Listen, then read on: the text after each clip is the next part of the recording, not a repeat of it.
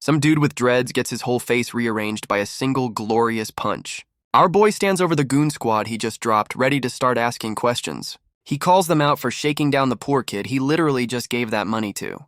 The main trash bag starts bowing, but our guy ain't hearing any of that fake apology. The whole crew bolts while our boy just watches, knowing he's the baddest dude here. He gives the money back to the little girl, telling her to head home already. Our guy gives her a head pat and some big bro advice. What a softie deep down. He walks off feeling pretty good about himself, leaving the alley behind. But then the kid starts screaming for him like she's about to get abducted. Our boy turns around, completely clueless about the sketchy-ass Jeep pulling up behind him. And just like that, our boy gets absolutely deleted by Truck Kun, the isekai god. Our guy Kai hits us with the ordinary college student line. Yeah, sure you are, buddy. He wakes up to some blue-haired lolly giving him the weirdest CPR I've ever seen. This girl I is just happy her master is back, like this is a normal Tuesday. Kai is rightfully trying to escape this clingy shadow girl who just introduced herself. She explains she healed him with her bodily fluids, and I think our boy just died again. Kai's trying to process getting healed by spit, being in a desert, and having a shadow loli. Shadow loli I drops the lore bomb. Welcome to the shadow world, my dude. Apparently this is the afterlife for people who died with major regrets, so basically Twitter. And in this world, your shadow becomes your ride or die companion. Things just got weird. Kai is absolutely losing it because his shadow is a lolly and not some edgy demon. Our boy tries to dip, claiming he's just gonna walk home to mommy like a lost kid. He finally looks down and realizes his actual shadow is MIA because she's standing right there. The oh shit moment finally hits him as he realizes this isn't just a bad dream. Kai gets real creepy, trying to sweet-talk the escape route info out of Shadow Loli Eye. With a single rumor to go on, he snatches her up and decides to speedrun the afterlife. He scoffs at the idea of danger, completely forgetting he just got flattened by a car.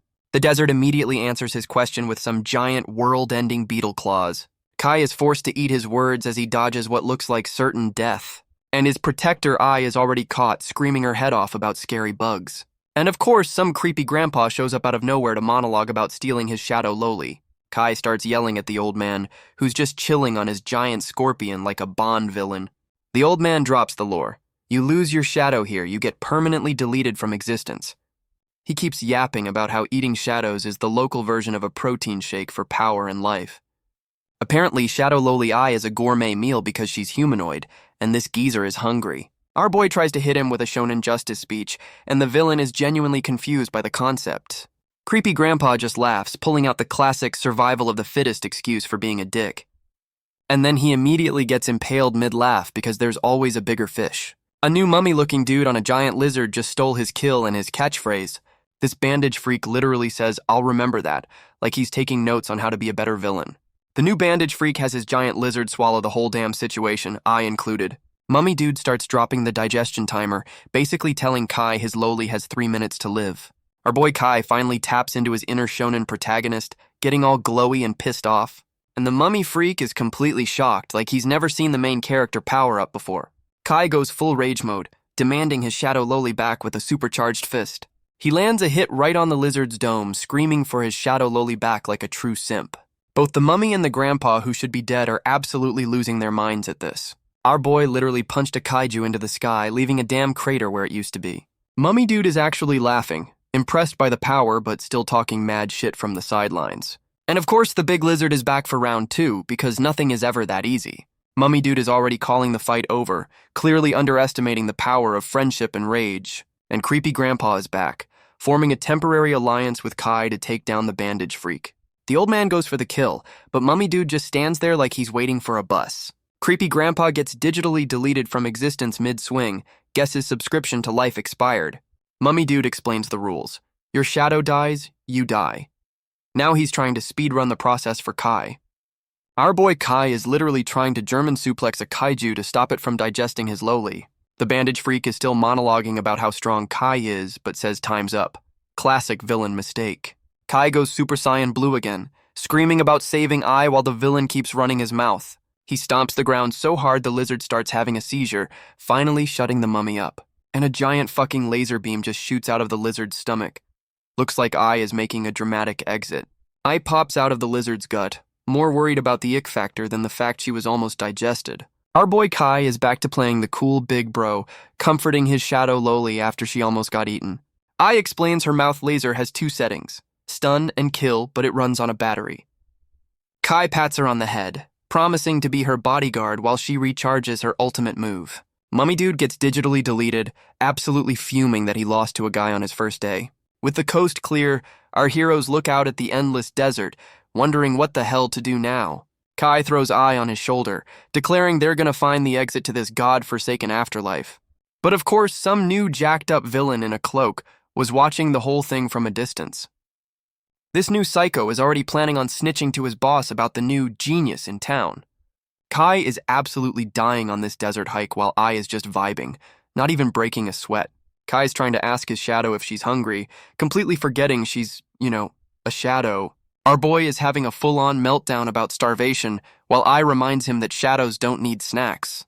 The smell of food hits his nostrils, and suddenly our boy's got more energy than a toddler on pixie sticks. He immediately ditches his shadow Loli, choosing the pursuit of a potential mirage burger over common sense. Our boy is booking it towards his meal when a random purple death slash tries to cut him in half.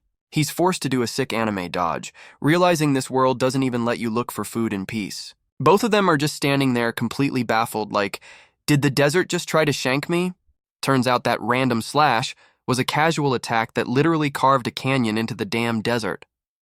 Kai is absolutely losing his shit, complaining that all he wanted was a snack, not a fight with Zoro. And of course, the source of the attack is some giant lady in stilettos, because this world just keeps getting weirder.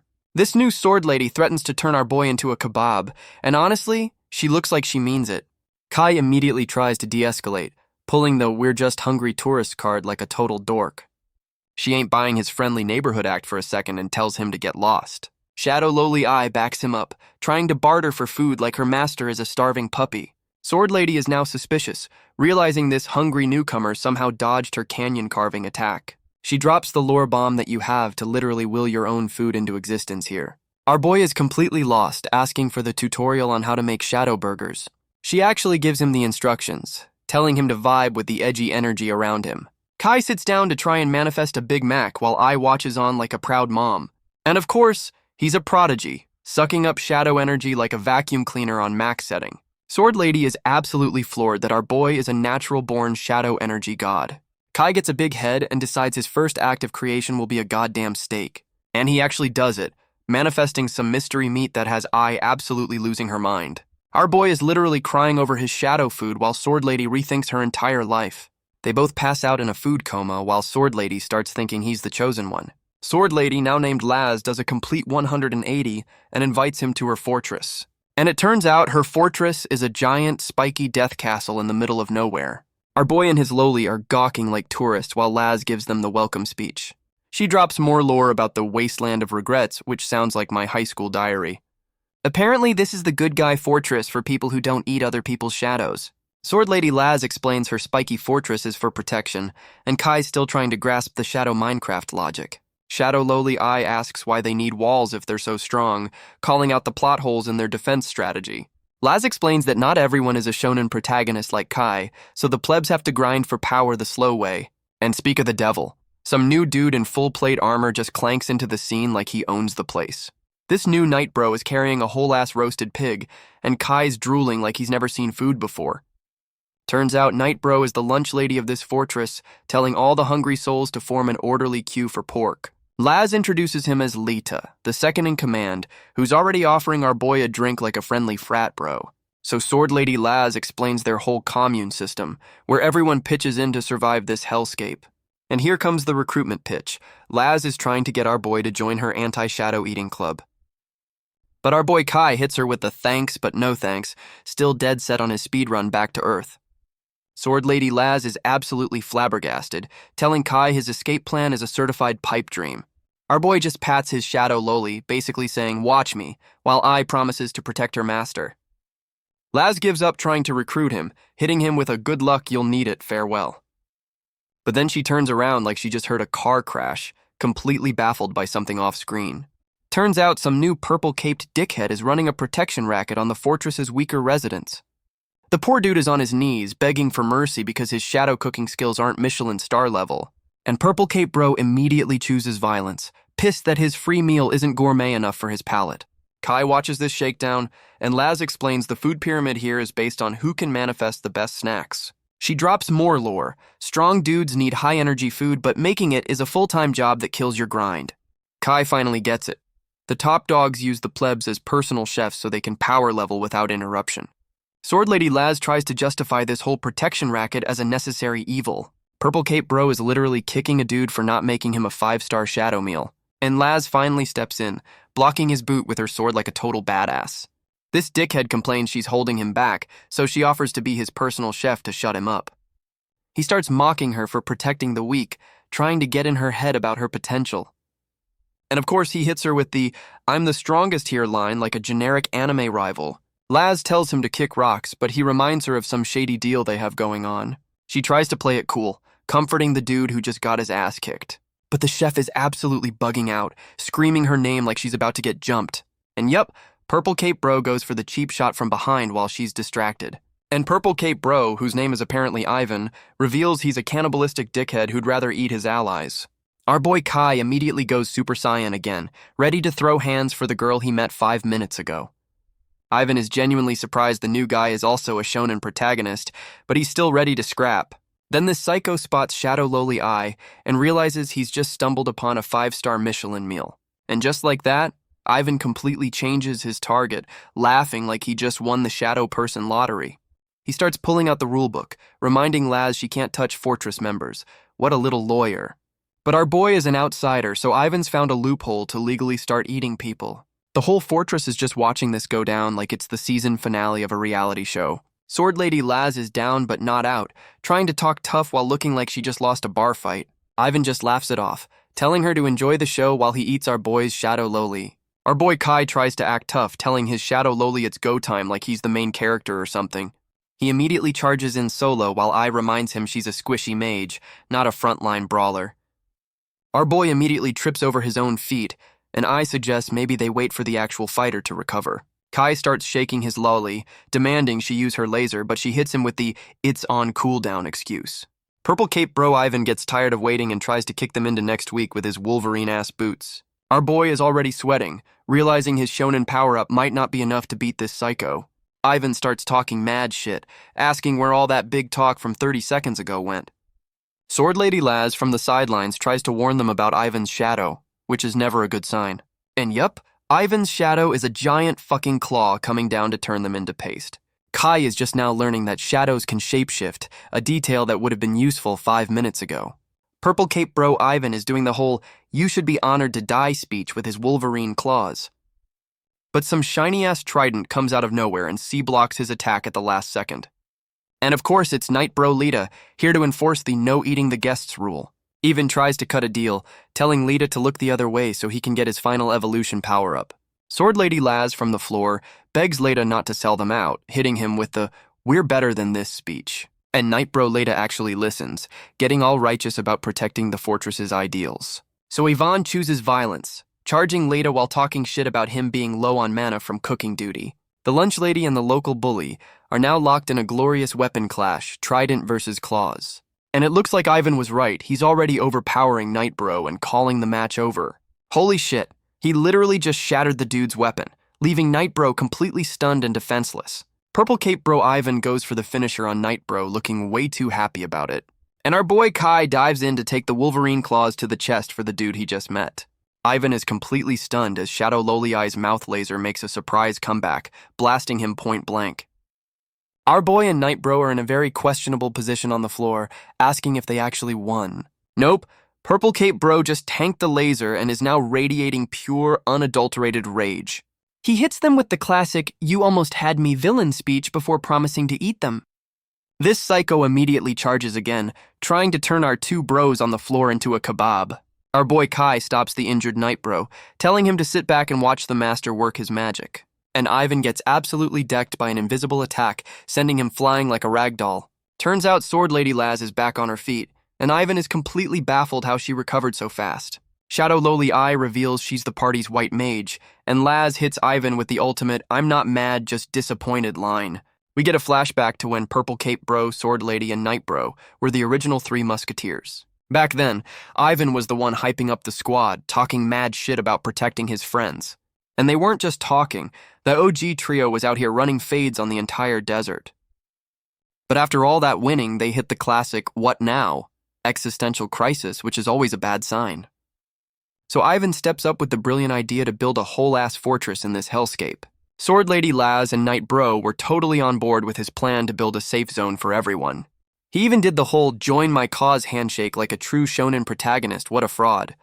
And we're back to the present with Knight Bro Lita calling him out for betraying their whole damn dream. Ivan hits her with the I'm too far gone villain speech and basically begs her to end his subscription to life. Sword Lady Laz gives her ex-bestie the get lost or die speech, but he's still talking shit from the floor. She literally turns her back on him, hitting him with the coldest just leave I've ever seen. Purple Cape Bro Ivan starts dropping cryptic warnings like a Bond villain who just lost the first fight. This psycho starts laughing about his villain origin story, blaming it all on fate like a total edgelord. He drops the lore bomb. This whole world is a farm run by 10 god-tier bosses, and they're all just cattle. Ivan explains their whole power-leveling grind is just them getting fattened up for the slaughter. Turns out this dude got a promotion to middle management for the bad guys after winning a fight. Sword Lady Laz tries to hit him with the power of friendship, but Ivan's already deep in his villain arc. Just as things get emotional, some menacing sound effect starts playing, because the plot never sleeps. A giant fucking Stargate just opens up on their wall, and everyone realizes their safe zone just expired. And of course, the middle manager is a creepy-ass clown who just popped up on their TV. Creepy Clown Bro lays out the rules for this new tower defense game. Win and get a prize. But if they lose, they're on the menu. And he says this with a thumbs up. What a dick. Our boy and the whole squad are just standing there, completely shook by this Hunger Games announcement. Purple Cape Bro Ivan, from the floor, basically says, I told you so, confirming they're all just toys. Our boy Kai is already spiraling, asking the important questions like, are we all gonna die? Sword Lady Laz is already talking about using her secret trump card, because of course she has one. She's trying to get through to her ex-bestie Ivan, asking if he turned evil just because he lost hope. She hits him with the power of friendship speech, trying to get the old squad back together for one last ride. Ivan laughs it off, but agrees to the suicide mission. Guess the villain arc was just a phase. Our boy Kai officially joins the squad, and Shadow Lowly Eye is right there to back him up like a true ride or die. The whole crew, including the newly reformed Purple Cape Bro, rolls out to give these guests a warm welcome. And 24 hours later, the B-team villains arrive. Some blonde with a hammer, a bald meathead, and a sketchy dude on a turtle. Hammer Girl is already complaining about getting a sunburn while confirming they're just here on a demolition job. The new goon squad casually strolls up to the front gate, and yes, their ride is a fucking turtle. They bust in expecting a fight, and Hammer Girl is already asking for a surrender like she owns the place. But the whole fortress is a ghost town, and the sketchy dude on the turtle is the first to smell a rat. The turtle rider immediately calls out the trap because of course the quiet, sketchy one is the brains of the operation. And right on cue, the walls try to turn them into human pincushions with a classic arrow barrage. But this new squad just scoffs, blocking the whole volley like it's a light drizzle. This is gonna be a long day. Hammer Girl just bats the arrows away with her giant mallet like she's playing whack-a-mole. And Sketchy Turtle Bro uses his pet to create a windshield because of course he does. Meanwhile, Bald Meathead just tanks the arrows with his bare chest, not even flinching. Hammer Girl is already talking shit, calling their welcome party a complete disappointment. Then the ground starts shaking and the whole goon squad thinks it's just a random earthquake. Nope, that's just the real trap going off with a massive explosion in the middle of the fortress. Hammer Girl is officially pissed, but stops mid-rant when she spots something flying at her. And a bunch of giant fucking dish racks just fall out of the sky to trap them. The whole goon squad gets caught in a cage and smoke combo, completely blindsided by the kitchenware attack. The smoke clears and Sword Lady Laz is standing over a now caged Hammer Girl, looking down like a queen. Purple Cape Bro Ivan squares up with Bald Meathead, ready for his redemption arc cage match. Meanwhile, our boy and his crew are stuck fighting the sketchy dude on his battle turtle. Hammer Girl is actually impressed by the trap, calling out their plan like a smug anime villain. Sword Lady Laz drops the rules. It's a 1v1 cage match to the death, Highlander style. Hammer Girl scoffs at the idea of losing while Laz hits her with that talk shit, get hit energy. Purple Cape Bro Ivan is absolutely feral, ready to go full Wolverine on this bald meathead. Shadow Lowly Eye is more concerned with how gross the turtle is than the actual fight about to happen. And Sketchy Turtle Bro is officially pissed, promising to turn them into turtle food. Nightbro Leda suggests the brilliant strategy of using our boy as bait, and Kai is not having it. But our boy Kai ignores him and just charges in like a moron, choosing violence over tactics. Shadow Loli Eye is acting as his personal fight game navigator, calling out the enemy's moves. Our boy is completely lost, asking for clarification like she's giving him IKEA instructions, and he immediately eats a turtle head to the face for not understanding the combo callouts. Kai gets absolutely folded, proving his "I'll just punch it" strategy needs a serious patch. Nightbro Lita is trying to coach this dumbass from the sidelines while I offers to pull something out. Our boy admits his only move is dodge, and Lita has to explain that street brawling ain't gonna cut it here. Kai finally decides to use a tactic, and Lita is shocked the meathead has a brain. He powers up his shonen fist, hitting them with a smug grin like he's been planning this all along. Sketchy Turtle Bro throws up a shield, and our boys go for the classic pincer attack. Kai and Night Bro hit the shield with a team-up attack, trying to crack the turtle's shell, and their big team-up attack immediately gets them both launched like they were shot out of a cannon. Our boy and Night Bro are already arguing about who messed up the plan, like a divorced couple. Night Bro later gets fed up and decides to solo this bitch, tired of carrying the newbie. But Sketchy Turtle Bro goes full edgelord, powering up like he's about to delete the whole server. Lita immediately hits the brakes, while our boy Kai actually starts using his brain for once. Night Bro's only strategy is charge, and Kai looks like he's about to have an aneurysm. Our boy hits him with the rock, paper, scissors explanation, finally coming up with a plan that isn't punch harder. He tells his Shadow Loli to use her support skills, ordering up a tactical flashbang. Shadow Loli Eye fires a literal spirit bomb into the sky, and even she looks surprised by the glow-up. The flashbang works perfectly, and our boy charges in while the villain is still screaming about his retinas. Our boy goes full backpack mode on Sketchy Turtle Bro, screaming for the assist like a true gamer. Night Bro Lita is actually impressed. The dumbass came up with a plan and goes in for the kill. And that's a team-up finisher, turning Sketchy Turtle Bro into a shish kebab on a trident. Sketchy Turtle Bro starts lagging out of existence. Guess his subscription to life just expired. Our boy is already acting like a veteran, telling Night Bro the other fights are probably handled. Meanwhile, Sword Lady Laz is in a cage match with Hammer Girl, who's fighting in a damn bikini. Hammer Girl gets digitally crucified, but not before dropping the "my boss is stronger" anime trope. Sword Lady Laz hits her with the cold one-liner, completely unfazed by the B-team villain's threats. The squad regroups, feeling pretty good about their 2-0 victory, and asks where their emo friend is. And Purple Cape Bro Ivan walks in to announce he got his ass handed to him by Bald Meathead. Purple Cape Bro Ivan explains that Bald Meathead just logged out of existence mid-fight, which is somehow worse than losing. Sword Lady Laz is absolutely losing it, realizing the third assassin is probably some invisible bullshit character. The squad does a quick headcount and realizes they're still short one bad guy, and Hammer Girl's loot is still on the floor. Our boy Kai finally connects the dots. Bald Meathead was just a shadow summon, and the real third assassin is still lurking. And right on cue, Purple Cape Bro Ivan gets absolutely deleted by a cheap shot from an invisible enemy. Ivan is on the ground screaming about getting jumped by a ghost while the squad is on high alert. The invisible enemy starts blowing up the scenery from a distance, just flexing on them for fun. Sword Lady Laz realizes they're not in a fight, they're being hunted, and she is not having a good time. Purple Cape Bro Ivan is back on his emo shit, telling everyone to just lie down and accept their fate. Our boy Kai has had enough of the doom and gloom, deciding to shut Yvonne up with a swift kick to the face.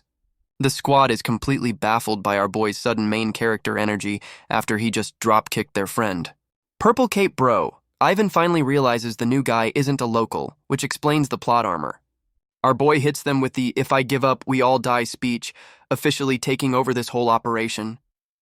Kai tries to relate to the locals, completely ignoring the fact he got here yesterday and they've lived in hell. He goes full Naruto, pointing at the emo kid and yelling about changing fate like he's read the script.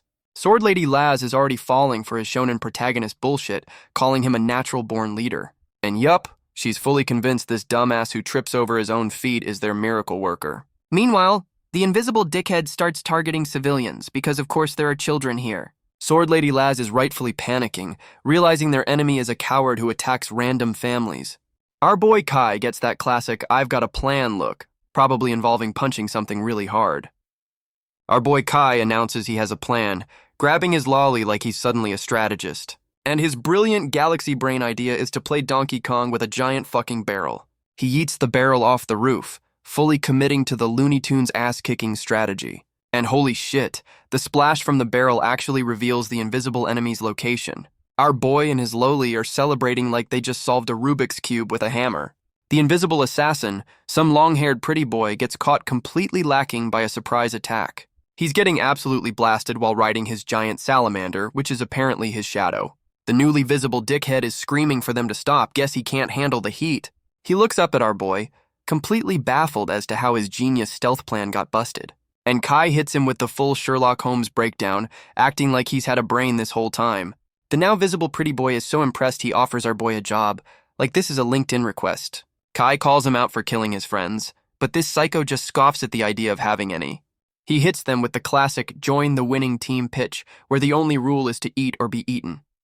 Then he tries to peer pressure Purple Cape Bro, telling him justice is for chumps and survival is the only W.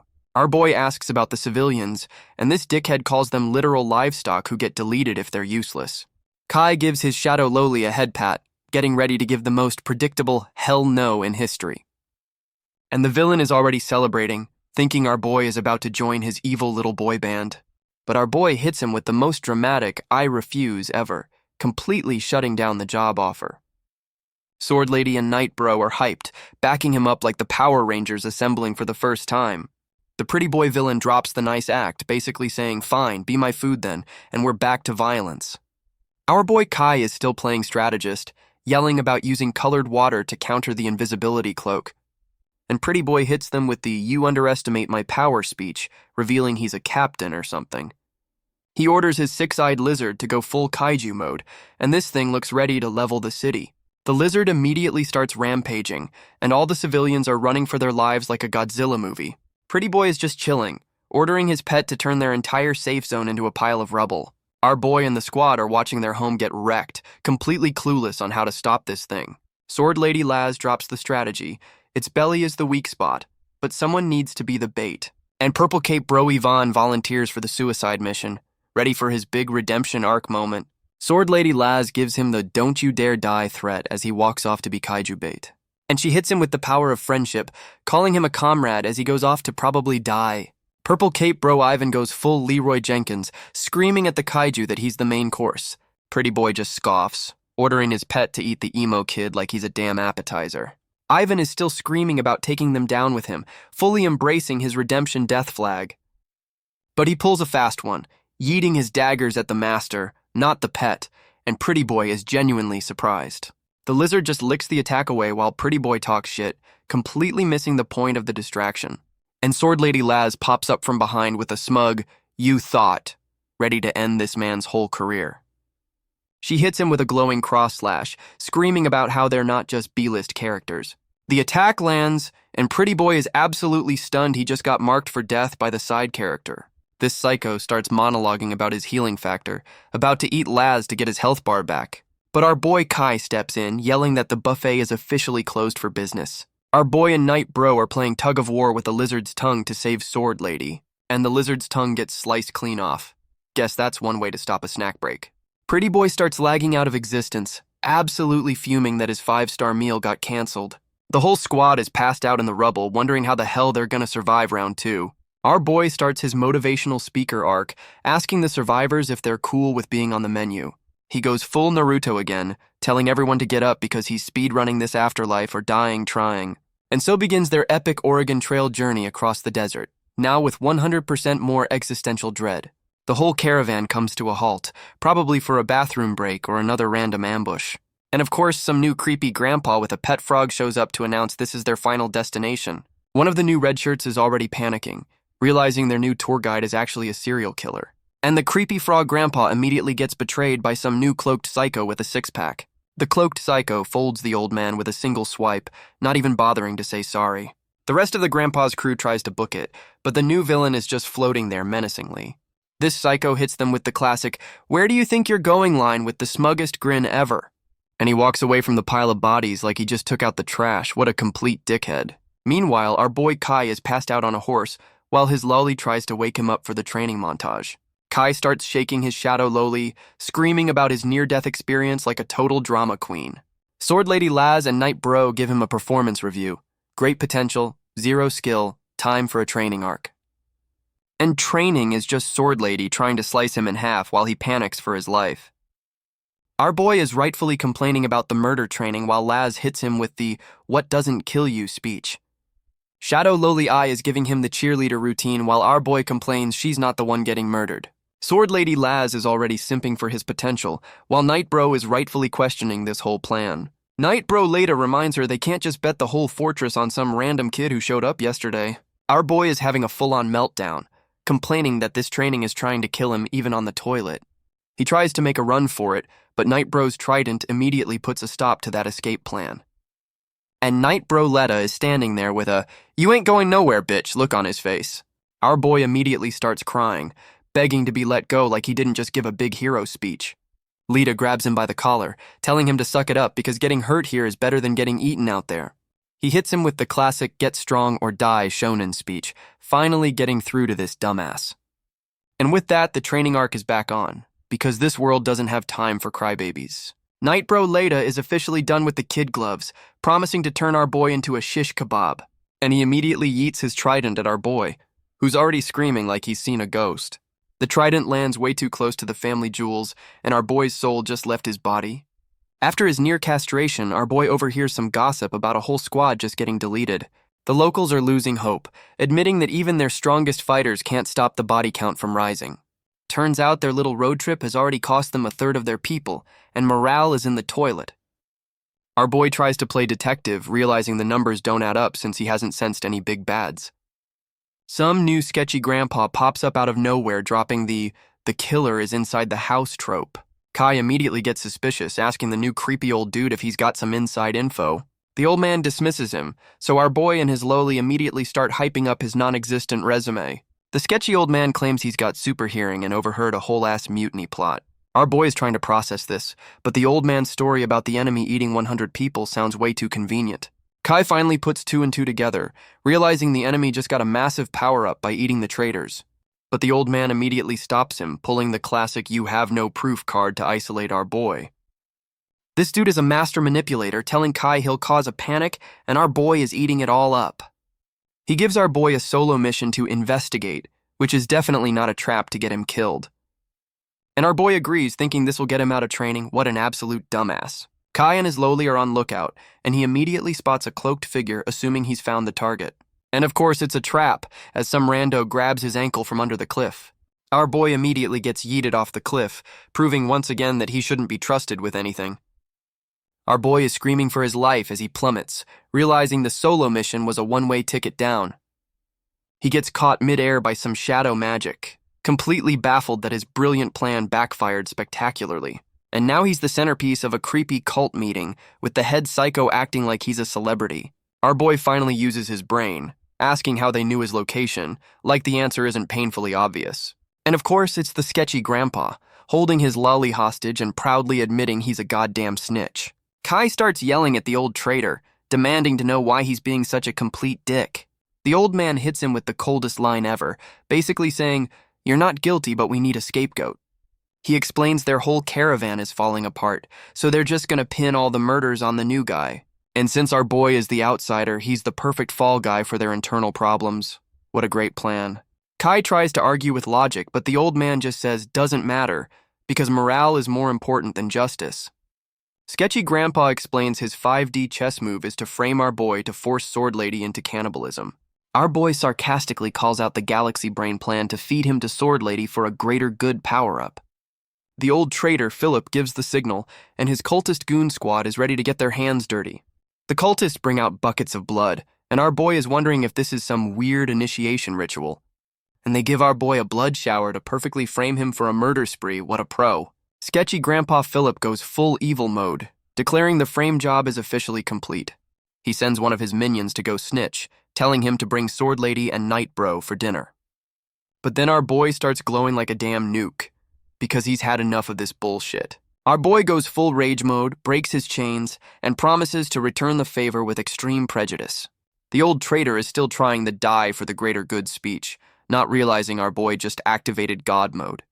Our boy Kai is calling out the old traitor for being just another hypocrite in this God-forsaken afterlife. He goes for the flying shonen protagonist attack, yelling about how the old man's logic is absolute trash. and he lands a solid right hook, trying to punch the stupid right out of the old man's head. The old man hulks out, revealing he's been drinking his own Kool-Aid and actually believes his own bullshit. Our boy is in the zone, ready to throw hands with this geriatric on shadow steroids. And the old traitor throws a ground-shattering punch, showing off his new senior citizen discount power-up. Sketchy Grandpa is completely lost, wondering where our boy teleported to mid-fight. Our boy pulls the classic nothing personal kid and pops up right behind him for the sneak attack. But the old man just hits him with the evil grin, telling him to just lie down and die already. Kai barely blocks the hit, realizing this old geezer is way stronger than he looks.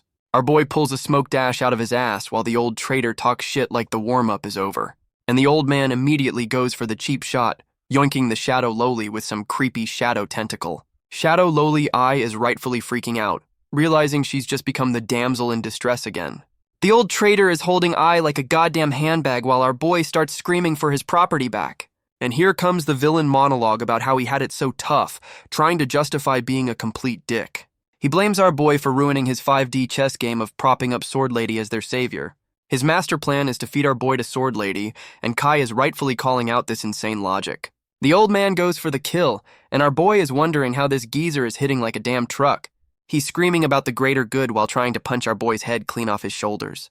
Our boy finally connects the dots mid-fight, catching his punch and calling him out as the real cannibal. Our boy is finally using his training, twisting the old man's arm like he's opening a pickle jar. He yeets the old traitor and catches his Loli, who's just happy to be out of the creepy handbag phase. Sketchy Grandpa starts blaming his L on old age, pulling the classic back in my day excuse. His cultist goons literally offer themselves up as a snack, begging to be his next power-up. The old traitor accepts their sacrifice like a true politician, promising to take care of their families. And his followers just turn into a bunch of spiky purple gushers for him to eat. What a ride-or-die crew. Sketchy Grandpa is about to pop these Shadow Tide pods like he's at an all-you-can-eat buffet, and he immediately gets a stomach mouth and a power-up, turning into some nightmare fuel final boss. Our boy tells his Loli it's time for their secret team-up move, and she's ready to go. They hit him with a tag-team Kamehameha, while the old man just charges in like a dumbass. Sketchy Grandpa is absolutely shook, realizing he just ran face-first into a Dragon Ball Z finisher. And we get the villain origin story, with the old traitor flashing back to his younger, less psycho days. Back then, his whole crew was dropping like flies from exhaustion in the middle of the desert. One of his boys literally begs to be eaten for the greater good, asking him to look after his kid. And just like that, another one bites the dust, getting digitally deleted while the squad just walks on. Young Philip is having a full-on breakdown, apologizing to his dead homies for being a shitty leader. And who shows up to recruit him but a younger sword lady Laz, offering him a spot in her new club. This explains how he ended up at the fortress, which was built on the backs of a lot of dead people. But he saw Laz and Lada's no cannibalism rule as a weakness, calling them out for being too soft. And that's his whole villain justification. He's gotta be the dickhead so everyone else can survive. Our boy is literally trying to punch the trauma out of this old man inside his own flashback. Kai's already gassed while his Loli is yelling at him to finish the damn side quest already. The old traitor grabs our boy from behind, still stuck in his own villain origin story. He's about to throw a punch, but he's screaming shoot like he's having a full-on PTSD episode. Shadow Loli Eye explains their finisher is a therapy session that forces you to relive your worst memories. And the old man is completely lost in the sauce, screaming about how he'll kill anyone for his dream. He immediately gets a sword through the chest. Guess his dream just got permanently canceled. And of course it's Sword Lady Laz who just showed up to take out the trash. She's absolutely devastated that her trusted senior advisor was the snake in the grass all along. The old traitor hits them with the "I did it for you" speech, trying to justify his cannibalistic retirement plan. The old traitor is still trying to sell his cannibalism timeshare with his dying breath. We get a flashback to Nightbro simping for Sword Lady, telling her to stay back because she's the chosen one. And a younger, less emo Ivan calls out the plan, asking why the team's carry isn't getting the XP. Nightbro drops the lore. You gotta eat your own class type or you'll nerf your stats. But he hits them with the fine print. Cannibalism turns you into a monster, so pick your poison. He tells Ivan he's built different and shouldn't eat people, right as their boy finally uninstalls life. And we're back to the present, where Nightbro hears the sound of the plot demanding more violence. A whole-ass monster mash just rolls up, featuring King Kong, Cerberus, and a giant nope spider. Our boy and Sword Lady see the dust cloud, and she immediately calls it a Shadow Beast rampage. Sword Lady explains that sometimes your Pokemon decides to eat you and go on a murder spree. Knight Bro Lita is already connecting the dots, wondering if the old trader's death triggered this whole zoo escape. Some new red shirts are panicking because the kaiju are beelining for the main caravan. The B team is doing the only smart thing they can, running for their damn lives. And of course, the new red-haired girl stops mid-sprint like she just remembered she left the oven on. She tells Knight Bro she's gotta go back for something, which is code for I'm about to do something stupidly heroic. She immediately ditches them, and now everyone's asking where Sword Lady is because of course the leader is MIA. Meanwhile, the three-headed hellhound is ready to play fetch with their internal organs. The Cerberus is already trying to eat a whole group of people hiding under a giant blanket. Some new bandana-wearing bro is trying to hold the line, screaming like he's in a disaster movie. And he's already doing the math, realizing they're about to get jumped by King Kong and Shelob too. The giant nope spider immediately chooses violence, trying to turn King Kong into a pincushion. Knight Bro Lita is trying to hold the line while some new shirtless pretty boy is having a panic attack in the background. Lita starts delegating, telling the red shirts to handle the hellhound while the A-team takes the other two. He immediately has to yell at shirtless bro to stop spacing out and actually join the damn fight. And shirtless bro finally activates, flexing his abs like that's his primary superpower. He charges in, yelling about hitting the weak spot like he just read the boss guide 5 minutes ago. But the spider and King Kong decide to just fight each other, starting their own kaiju cage match. The spider gets the first hit, stabbing King Kong right in the pec like a true dickhead. And King Kong goes absolutely feral, ready to turn this 8-legged freak into a purple smear on the ground. Knight Bro and Shirtless Bro decide to just watch, and I agrees that letting them kill each other is the galaxy brain move. Our boy Kai, who's suddenly shirtless and shredded, starts taunting King Kong like he's trying to start a bar fight. He literally tells the giant ape see you later with his lolly on his shoulder, and the gorilla is just completely baffled. Some new pink-haired girl watches as a giant golden shield materializes, because of course there's another new character. And it's our boy and his lolly posing like they just won a game show after pulling off that shield move. Knight Bro Lita reminds the B team they've still got a 3-headed hellhound to deal with, so no time for sightseeing. And the hellhound immediately gets deleted by a giant sword falling from the sky. Talk about a kill steal. And it's Sword Lady Laz making her grand re-entrance by landing on the monster's corpse like a superhero. The red shirts are all celebrating her return while some poor purple rat lies dead on the ground. A true hero. Bandana Bro explains their brilliant strategy was to use cloth rats as bait, which is both genius and pathetic.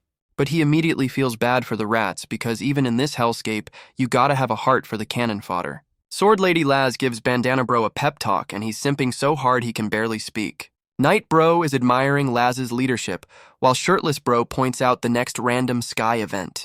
The sky starts raining blue pixels, and Knight Bro and Shirtless Bro are gawking like it's the 4th of July. Bandana Bro is rightfully confused about the digital rain, because that's not how deserts work. The red shirts are literally crying tears of joy as the magic rain gives them a free power-up. Bandana Bro is feeling the gains while some other dude in the background goes full demon mode from the XP shower. Sword Lady Laz drops the lore. They're bathing in the liquidated remains of the kaiju they just killed. She gives a big speech, basically telling the red shirts they've officially graduated from being useless. The whole squad is now fully aboard the Sword Lady hype train, ready to die for her. Sword Lady hits them with the hero pose, promising a bright future that definitely involves more violence. And the whole squad is back on their post-apocalyptic Oregon Trail, marching towards the next certain death scenario. Sword Lady Laz is having a quiet emo moment, probably rethinking her decision to lead this band of misfits. Our boy Kai rolls up with the crew, looking like he's about to call her out on her cryptic leader bullshit. Kai hits her with the "I knew you'd be here," trying to act all deep like he's got a handle on things. And his brain is actually working, realizing her big hero speech was a front, and she's hiding some bad news. Sword Lady Laz admits he's right, but pulls the "it's a secret" card, promising it's for their own good. Kai's not having it, asking where the hell they're going since she's walking like she has desert GPS. She finally caves and reveals their next vacation spot is Shadow Beast Gorge, which sounds like a 5-star resort. Knight Bro Lita immediately loses his cool, asking Laz if she's completely lost her damn mind. And he drops the lore. Their brilliant plan is to walk into the most dangerous place in the entire wasteland. Knight Bro Lita hits Sword Lady with the facts, reminding her that Shadow Beast Gorge is a one-way trip. Sword Lady Laz argues that the XP rain from killing those beasts is their only shot at leveling up for survival. Knight Bro is still not buying this high-risk, high-reward bullshit, basically telling her it's a suicide mission. And our boy Kai, who's been AFK this whole debate, finally decides to weigh in like he's the damn president. He asks Sword Lady for a pinky promise that she's not about to lead everyone into a meat grinder on purpose.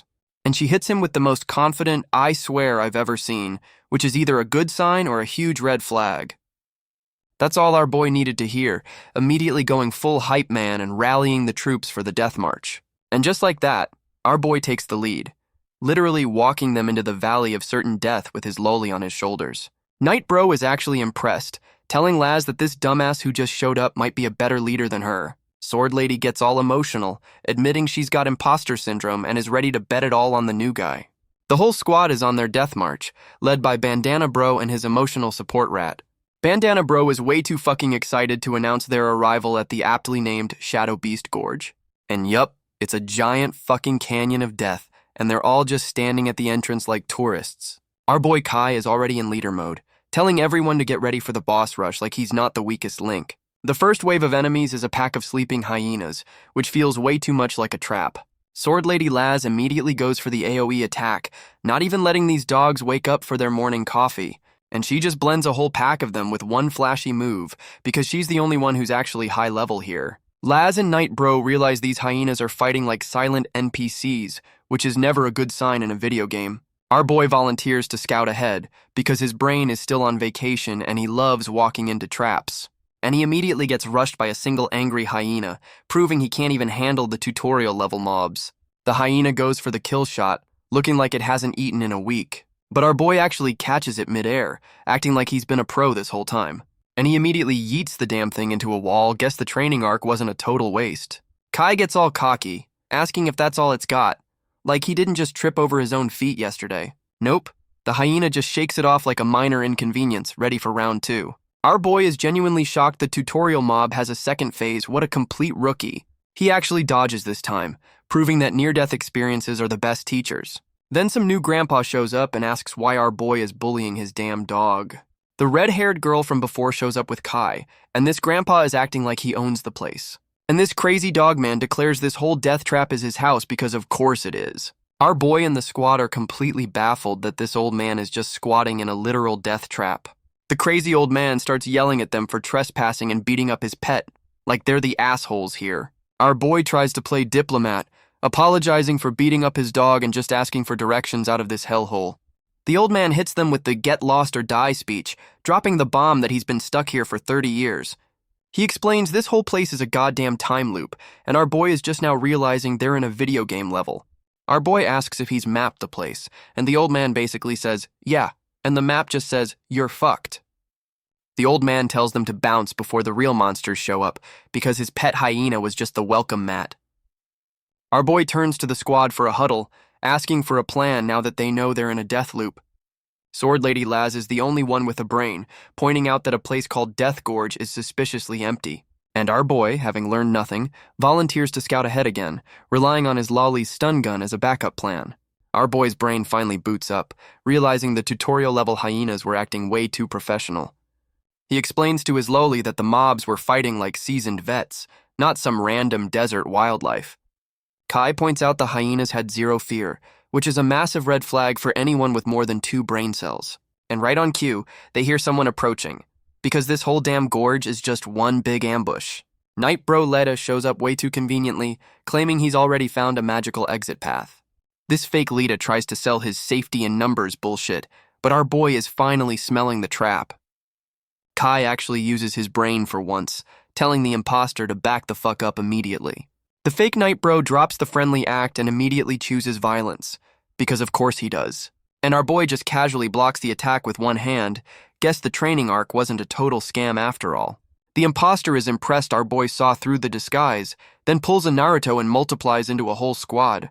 Our boy is giving the full Sherlock Holmes breakdown on why their disguise was complete ass. The imposter is actually impressed he got caught, licking his weapon like a total creep. This clown gives our boy the classic join me or die offer, which never fucking works. And Kai immediately hits him with the I refuse, blocking his attack like a damn pro. Our boy is actually dodging now, making some space instead of just eating every hit. Kai's got his thinking face on, probably trying to remember what the hell he learned in training. The fake Night Bro is still talking shit, telling him to just give up and make it easy. But our boy hits him with the smug grin, telling his loli he's found the weak spot. Shadow Loli Eye starts charging up a Rasengan like she's been waiting for this moment, and she unleashes a giant fucking death frisbee in the sky, and the imposter is officially panicking. The fake Night Bro gets hit with the paralysis debuff, completely stuck in Eye's giant hula hoop. Our boy gives his Loli the victory head pat, acting like they're a seasoned pro gaming duo. And our boy spots the crazy dog grandpa from earlier, finally realizing who the real final boss is.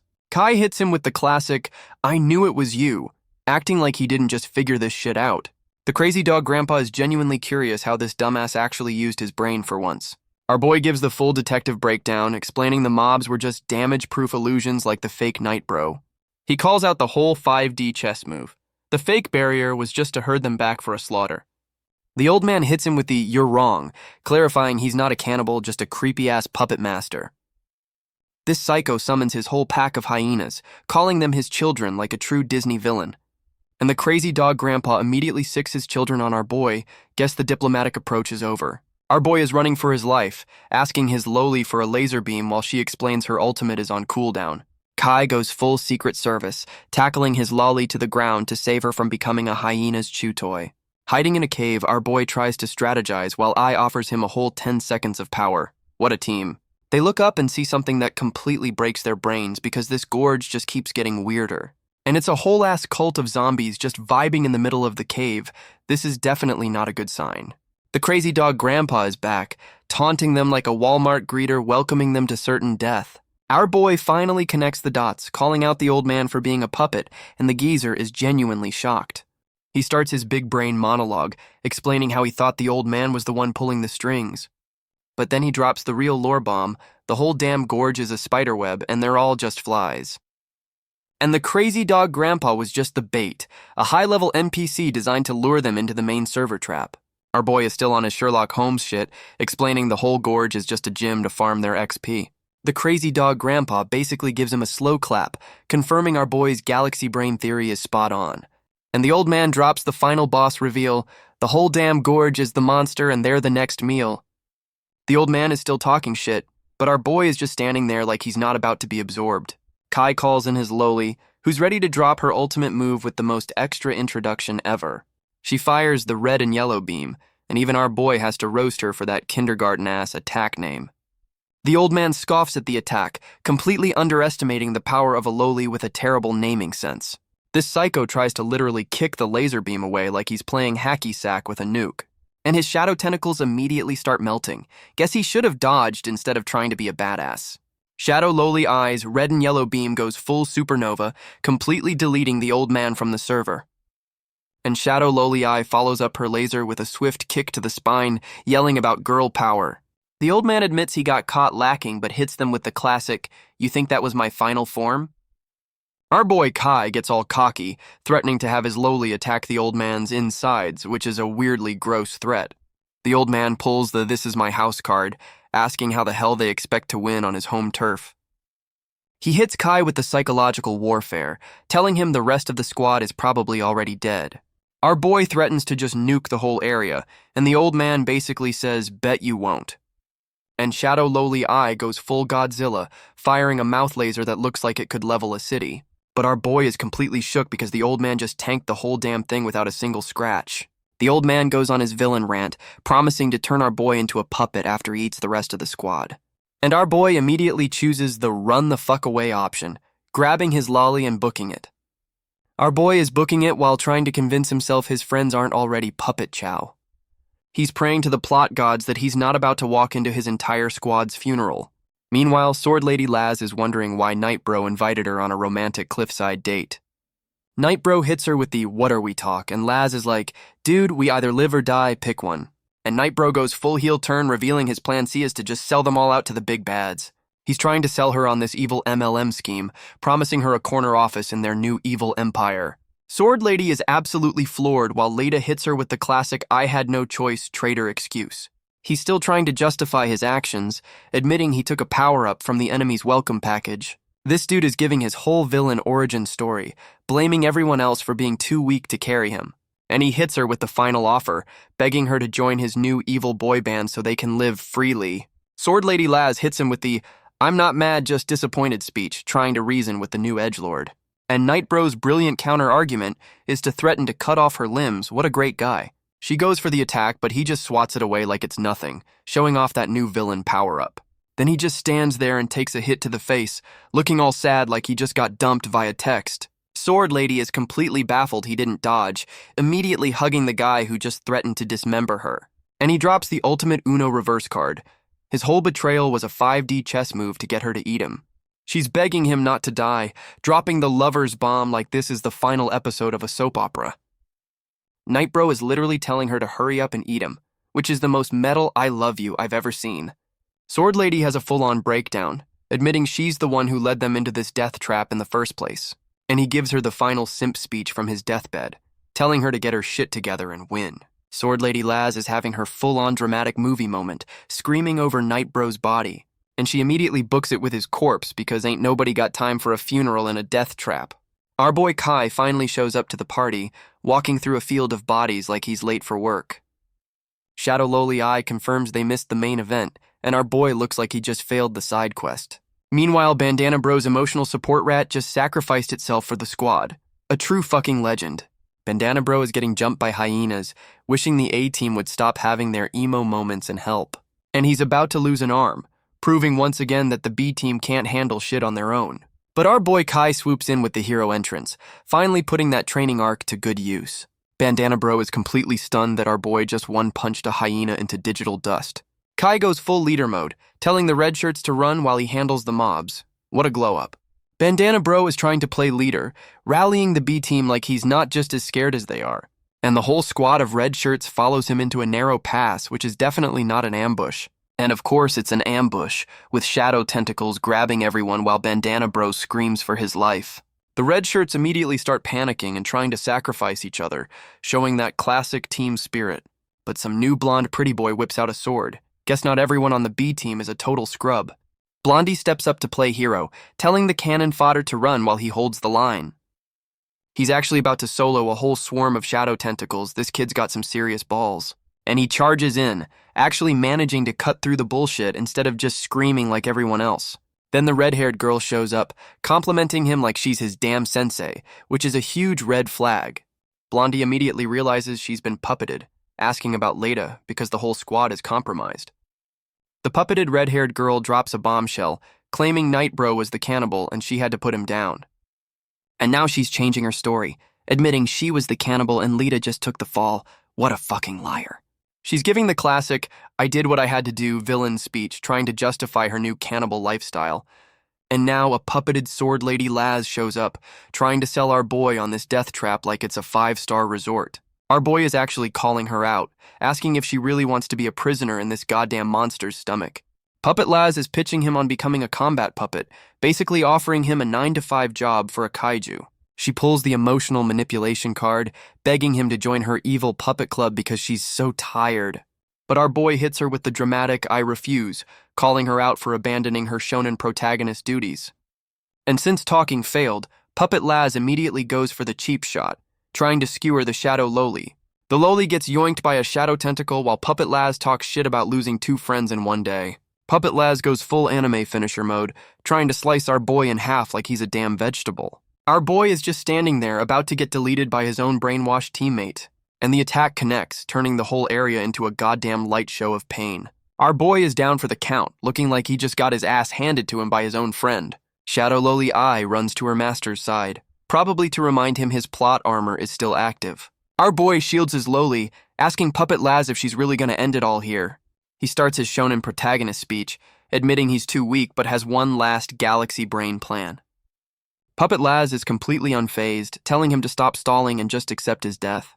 His brilliant plan is to literally absorb his Loli's life force for a last-minute power-up. He asks his Loli if she's cool with being a human battery, and she gives him the full ride-or-die commitment.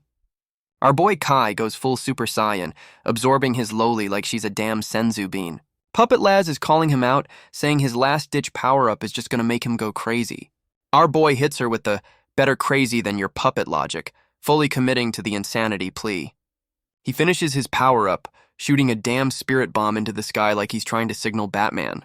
Puppet Laz is already calling it an L, thinking his big light show was a total dud. But then some giant blue hair dragons erupt from the ground and she's rightfully confused. One of the hair dragons immediately tries to eat her, and she's struggling to block the damn thing. The attack lands, and she's getting absolutely rocked by our boy's new hairdo-based powers. And yep, she's already looking beat to shit. Guess that power-up wasn't a bluff after all. Now all the hair dragons are beelining for some poor bastard in the distance. Guess the real fight is starting. The hair dragons are going full ballistic, and it looks like our boy's new hairdo is the main event now. Puppet Laz is so beat down she's asking, "Who are you?" like she just got jumped by a whole new character. And some new blue-haired chick shows up, and Puppet Laz is having a full system error trying to place her. Laz's eyes are screaming, "Does not compute," as she tries to figure out who just crashed her puppet party. And it's the lowly, who just hit her final evolution and is here to deliver Laz's punishment with a side of sass. Puppet Laz is completely losing her shit, asking why the hell the team mascot just turned into a full-grown woman.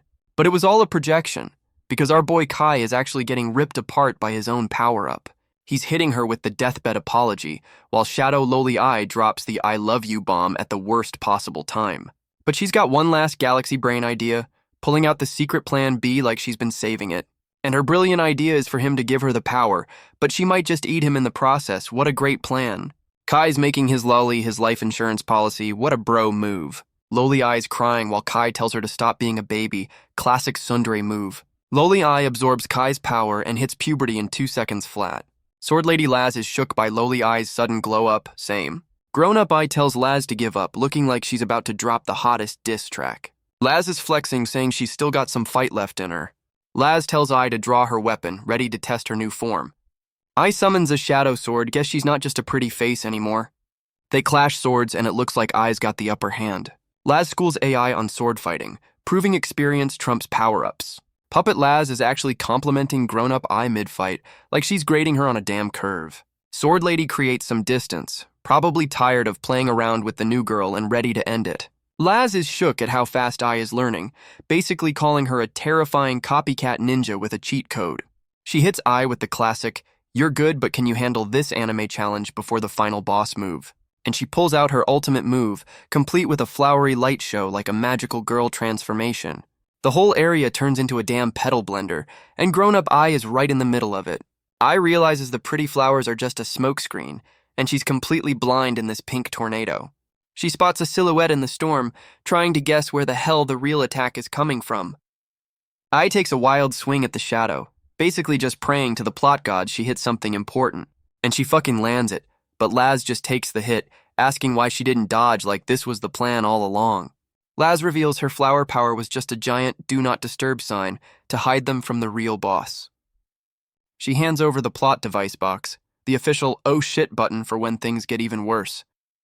Sword Lady Laz uninstalls herself from the game to go meet Night Bro in the afterlife lobby. Grown-up Eye finally gets it, realizing the whole fight was just Laz's suicide by proxy training session. Our boy Kai finally wakes up from his power nap and runs over to his newly upgraded lowly. And she immediately puts him in his place, reminding him the lowly privileges have officially been revoked. Our boy is having a full-on meltdown because his pocket-sized cheerleader hit puberty and got an attitude. She's already setting new boundaries, and our boy is just now realizing he can't treat her like a pet anymore. Kai's already complaining about the cleanup, bitching that Laz's surrender still ended in a mess, and they look up to see the final boss is a giant fucking clown puppet because of course it is. The giant clown puppet tries to gaslight them, asking why they won't be his friend while literally holding the strings. Our boy hits him with the hard no, immediately calling on his newly upgraded lolly to handle this creep. The clown sicks one of his hyena puppets on our boy, probably to see if he's still a total scrub, and our boy just folds the damn thing with one punch. Guess he kept some of that power up for himself. But it was a distraction, and now his evolved lolly is getting jumped by the clown's creepy cloaked fan club. One of the creeps gets way too close for comfort, and grown-up Eye is not having any of this dude's bad breath. She immediately hits them with the spin cycle, calling them out for being a bunch of disgusting weirdos. The clown psycho is still on his "let's be friends" bullshit, which is the biggest red flag in this entire hellscape. He pulls out his trump card, the puppeted B team, including Bandana Bro, to do his dirty work. And Puppet Bandana Bro starts pitching this death trap like it's a timeshare, trying to get our boy to join the cult. Our boy hits Puppet Bandana Bro with the "I'm saving you whether you like it or not" hero speech. The clown psycho is having a full-on villain breakdown, wondering why they won't just join his puppet MLM scheme. Kai calls in his newly upgraded Loli, and she's already charging in like a damn freight train. Grown-up Ai goes for the aerial attack, about to slice and dice Puppet Bandana Bro's strings. And our boy Kai catches Bandana Bro mid-fall, proving he's got the hero catch down pat. The clown psycho is still talking shit, bragging about his unlimited supply of puppet strings like a true loser. Grown-up Ai hits him with the nothing personal kid and shows him she already cut his main strings. She immediately bounces while the clown is still trying to figure out how he got played so hard. The clown spots a little present flying his way, completely clueless about the incoming pain. And he gets a face full of explosion. Guess he should have paid more attention to the angry blue-haired girl. Kai tells his Loli, Ai, it's go time against the giant clown. Grown-up Ai is ready to wreck shit with her fiery fist of fury. Ai punches the giant clown puppet with a red fist, very original. The clown puppet gets rocked by Ai's attack and stumbles back. Ai is impressed with her own power, but girl, you just got started. The clown puppet recovers and is ready for round 2, oh boy. Ai gets yeeted into the air. Looks like someone skipped leg day. Ai is falling fast, and this doesn't look good for our girl. Kai catches Ai just in time, showing off his surprisingly good reflexes. Ai is relieved but also shook. Guess she underestimated the clown. Our boy is back to bullying his Loli, reminding her who's boss now that she's fun-sized again. The clown psycho is giving them a performance review, admitting the smoke bomb tactic was solid but not enough. And this motherfucker just laughs it off while his shadow magic patches the giant hole in his chest. The whole squad is shook, realizing this clown has a damn healing factor because of course he does. The clown psycho hits them with the death glare, ready to stop playing games and start collecting bodies. And Blondie Riku immediately grabs Bandana Bro. Guess the clown just activated his sleeper agents. The clown psycho explains his puppet MLM scheme. Once you're in for good. Loli Ai tries to stop them, but she's back to having the physical strength of a damn toddler. This psycho calls out her bluff, realizing her big glow-up has a massive cooldown period, and he hits them with the final boss pose, declaring the game is over now that their ace is gone. Loli Ai remembers the plot device box Sword Lady gave her, and the clown is completely clueless. She opens the damn thing and unleashes a holy light show. Guess this is the fuck you button. The clown psycho's puppet strings get instantly severed. Looks like Laz's ghost is still in the fight. This psycho is absolutely livid, realizing he just got outplayed by a dead woman's retirement plan. Flashback to Laz explaining her secret weapon wasn't a sword, but this goddamn loot box. She explains the box is a battery pack filled with the souls of everyone who died for the cause. Her original plan was to nuke the boss from the inside, but our boy's crew gave her a better option. Grown-up Ai promises to carry on her will, as Laz finally logs off for good. And with that, Ai says her final goodbyes, pouring one out for the real MVP of this arc. The Holy Light show just gave Shirtless Bro a power-up, and he's breaking his strings like a damn boss. Shirtless Bro is feeling the gains, absorbing the power of all the dead main characters like a damn sponge. Loli Ai hits our boy with the emotional support speech, telling him not to fuck up this final gift from the dead squad. Our boy Kai goes full shonen mode, summoning a new sword and talking about the power of friendship and hope. He charges in with the ghost of the A-team backing him up, ready to deliver the final friendship-powered beatdown. And he slices the clown psycho clean in half. A perfect one-shot that is definitely not too good to be true. The clown psycho just laughs it off, calling their power of hope cute before he probably reveals his second health bar. This psycho hits him with the sarcastic, "You win," and our boy is just kneeling there, completely gassed from one attack. Our boy is trying to catch his breath while the clown's body fades, but this victory feels way too fucking easy. And of course it was a trap, as some random laser beam zips past his head because the boss is never dead.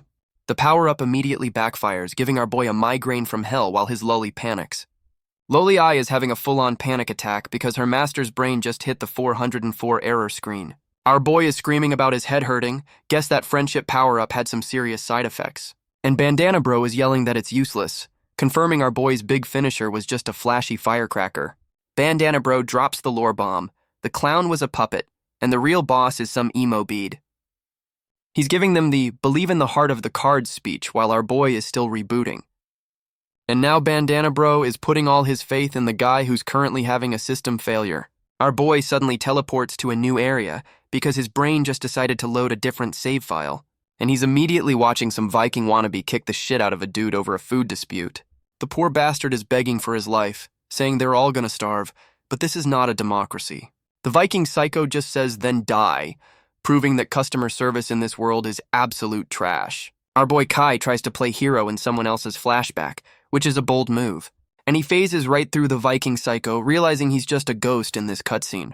His brain finally boots up, questioning if he's in a memory or just watching some high-def illusions. The Viking psycho is on his "your lives are worthless" speech, really selling the whole villain starter pack. He then tries to delegate the bullying, telling the poor bastard to go shake down some other dude for food. And who shows up but the final boss, a purple-haired psycho in a suit with his creepy-ass clown sidekick. This psycho tries to gaslight the victim with some bullshit about music healing the soul. He's whispering sweet nothings about hope, which is villain for "I'm about to ruin your life." The Viking psycho is getting pissed, demanding they stop the therapy session and hand over the damn food. And just like that, our boy gets teleported again, this time to a cave, because this boss loves changing the map. The Viking psycho is standing over a pile of bodies, asking why these weaklings even tried to fight him. He's trying to recruit the purple-haired psycho, asking why he'd side with a bunch of damn losers. The purple-haired psycho gives his "for the people" speech while clutching his creepy-ass clown doll. The Viking psycho is done talking and immediately chooses violence, charging in for the kill. This psycho starts crying blood and apologizing to his clown doll, which is a whole new level of weird. And the purple-haired psycho goes full Dr. Octopus, sprouting a bunch of creepy red tentacles. The Viking psycho realizes he's surrounded by puppets controlled by these weird-ass piano wires. He's completely unfazed, basically calling out the puppet master's whole gimmick as a cheap party trick. But the psycho reveals his wires are just straws to suck up everyone else's power for a massive boost. And he's screaming his head off, looking like he's about to explode from all that borrowed power. The Viking psycho is talking shit, saying the purple-haired psycho can't handle the juice. What a classic rookie mistake. And his creepy clown doll is begging him to stop, acting like the damn voice of reason in this psycho fest. The purple-haired psycho pulls the same move as our boy, about to transfer his power and hoping he doesn't get eaten. He hits his clown with the deathbed request, telling him to save the squad. What a surprisingly noble exit. And the clown doll absorbs the power, going full Super Saiyan while his master takes a dirt nap. The clown goes full Gigantamax, and the Viking psycho is rightfully shitting himself, asking why the toy got so big. And the giant clown puppet winds up for the bitch slap of the century, ready to delete this Viking wannabe. Yep, the Viking psycho just got turned into a modern art masterpiece of red paint. What a way to go. And we're back to the present, where Blondie Riku is screaming that the whole damn memory cave is collapsing.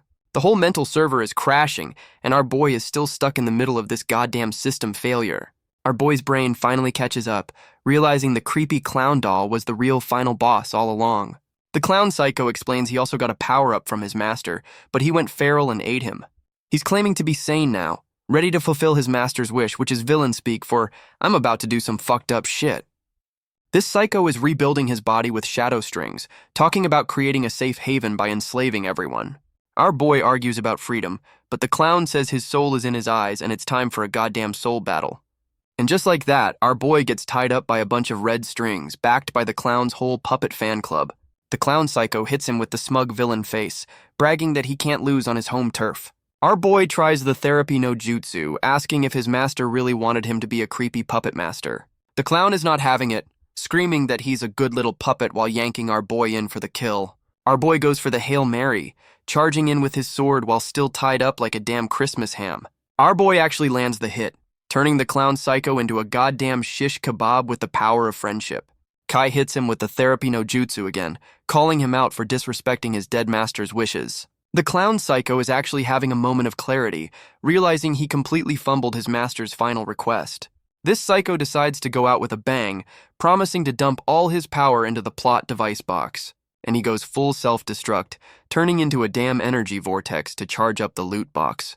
The plot device is now fully charged, and the clown has officially uninstalled himself from the game. Our boy wakes up with a headache, and the B team is just happy he didn't get a full system wipe. And our boy immediately reverts to a child and starts harassing his loli, because of course he does. Bandana Bro reminds everyone that the whole damn level is collapsing, so no time for HR complaints. Our boy is back to normal and in full leader mode, ready to walk them out of this collapsing death trap. 10 days later, and we're already at a funeral for some new red shirt knights in the middle of nowhere.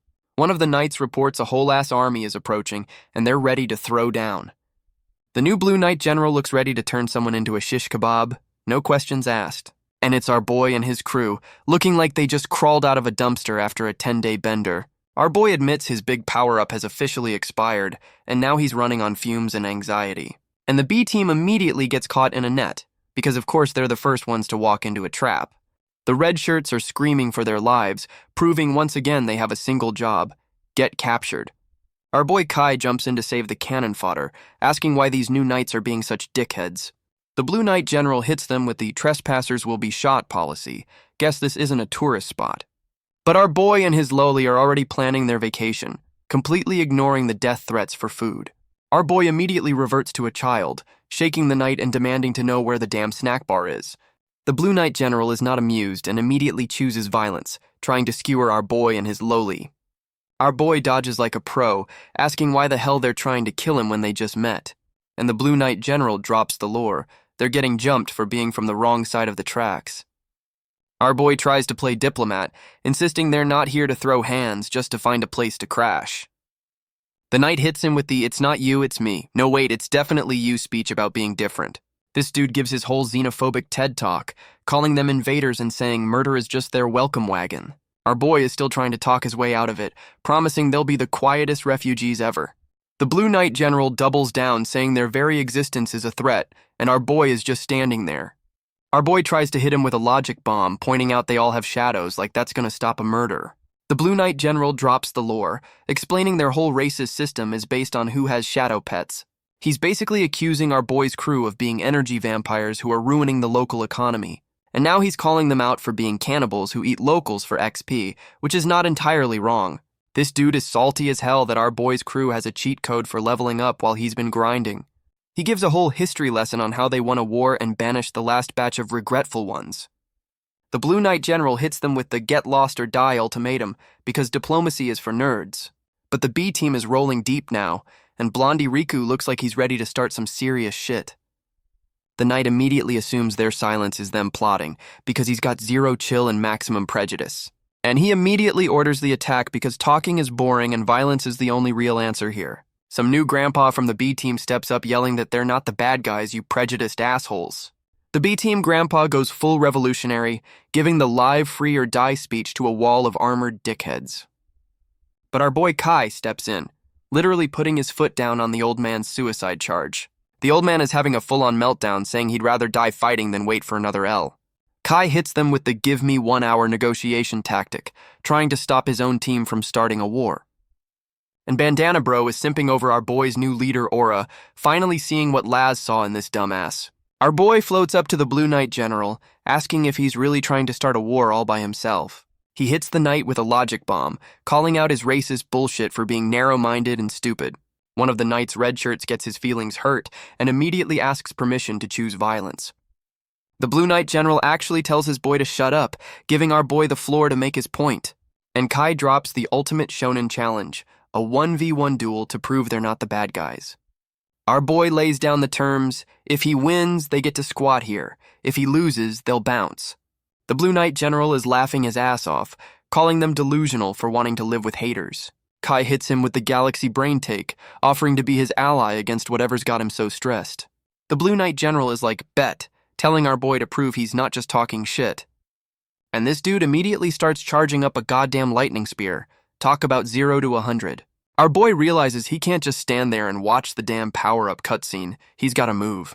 He rushes in to interrupt the attack, and the knight is genuinely shocked he didn't just wait to die. Kai's got his game face on, ready to throw hands before that spear gets fully charged. Our boy is throwing a whole combo, but the knight is dodging everything like he's in the damn Matrix. And this motherfucker's eyes are closed. He's literally fighting blind and still making our boy look like a scrub. The Blue Knight General tries to palm strike our boy, giving him the "it was nice knowing you" speech. And our boy just eats the hit. Guess that whole dodge like a pro thing was a one-time deal. He gets absolutely yeeted across the desert, proving he's still a damn scrub without his power-up. Loli Eye is panicking, probably realizing her master's plot armor just went on cooldown. Our boy tries to play it cool for his Loli, but that little bit of blood says he's definitely not fine. And he immediately starts talking shit, calling the knight's ultimate move weak. What a fucking idiot. The knight is pissed, saying that was just the appetizer and now it's time for the main course. This dude starts charging up a whole-ass tsunami in the middle of the desert because why not? Our boy is finally realizing he might have talked shit a little too soon. What a surprise. And the Knight's fan club starts giving the full play-by-play on his ultimate move like we're at a wrestling match. The Blue Knight General hits him with the, "I respect you, so I'm gonna nuke you" logic. And our boy is about to get absolutely washed by this dude's personal portable ocean. Kai's brain is actually working, realizing if he dodges, the entire B team gets turned into red paste. The Knight hits him with the trolley problem, asking if he'll die a hero or live a coward. Our boy summons a purple frisbee and calls it a shield. What a fucking optimist. The shield immediately shatters, but the Knight is impressed. He took the L for his team. The Knight takes off his helmet to reveal he's a pretty boy, then asks for more proof. And right on cue, some new problem just crash-landed in the desert to start shit. The Knight explains the final exam is to fight more regretful ones, basically Kai's people. And the final test is to murder his own kind to prove he's a good little refugee. What a psycho. Blondie Riku is having a crisis of faith, asking Kai if they can really trust the guys who just ordered a genocide. Our boy hits him with the shonen protagonist logic, saying if they don't trust anyone, they'll be homeless forever. And with that, he immediately charges the enemy, yelling that fighting is their only option. What a great diplomat. Kai opens with a massive ground pound, not even giving his own people a chance to say hello. The enemy squad gets absolutely launched, completely caught off guard by this psycho's entrance exam strategy. Bandana Bro is out here whipping people with his dead rat's tail, which is both metal and deeply concerning. The whole B team is actually holding their own, proving that surviving a death gorge is a great team-building exercise. Our boy grabs some random dude, bragging that his leadership is why they're not complete scrubs anymore.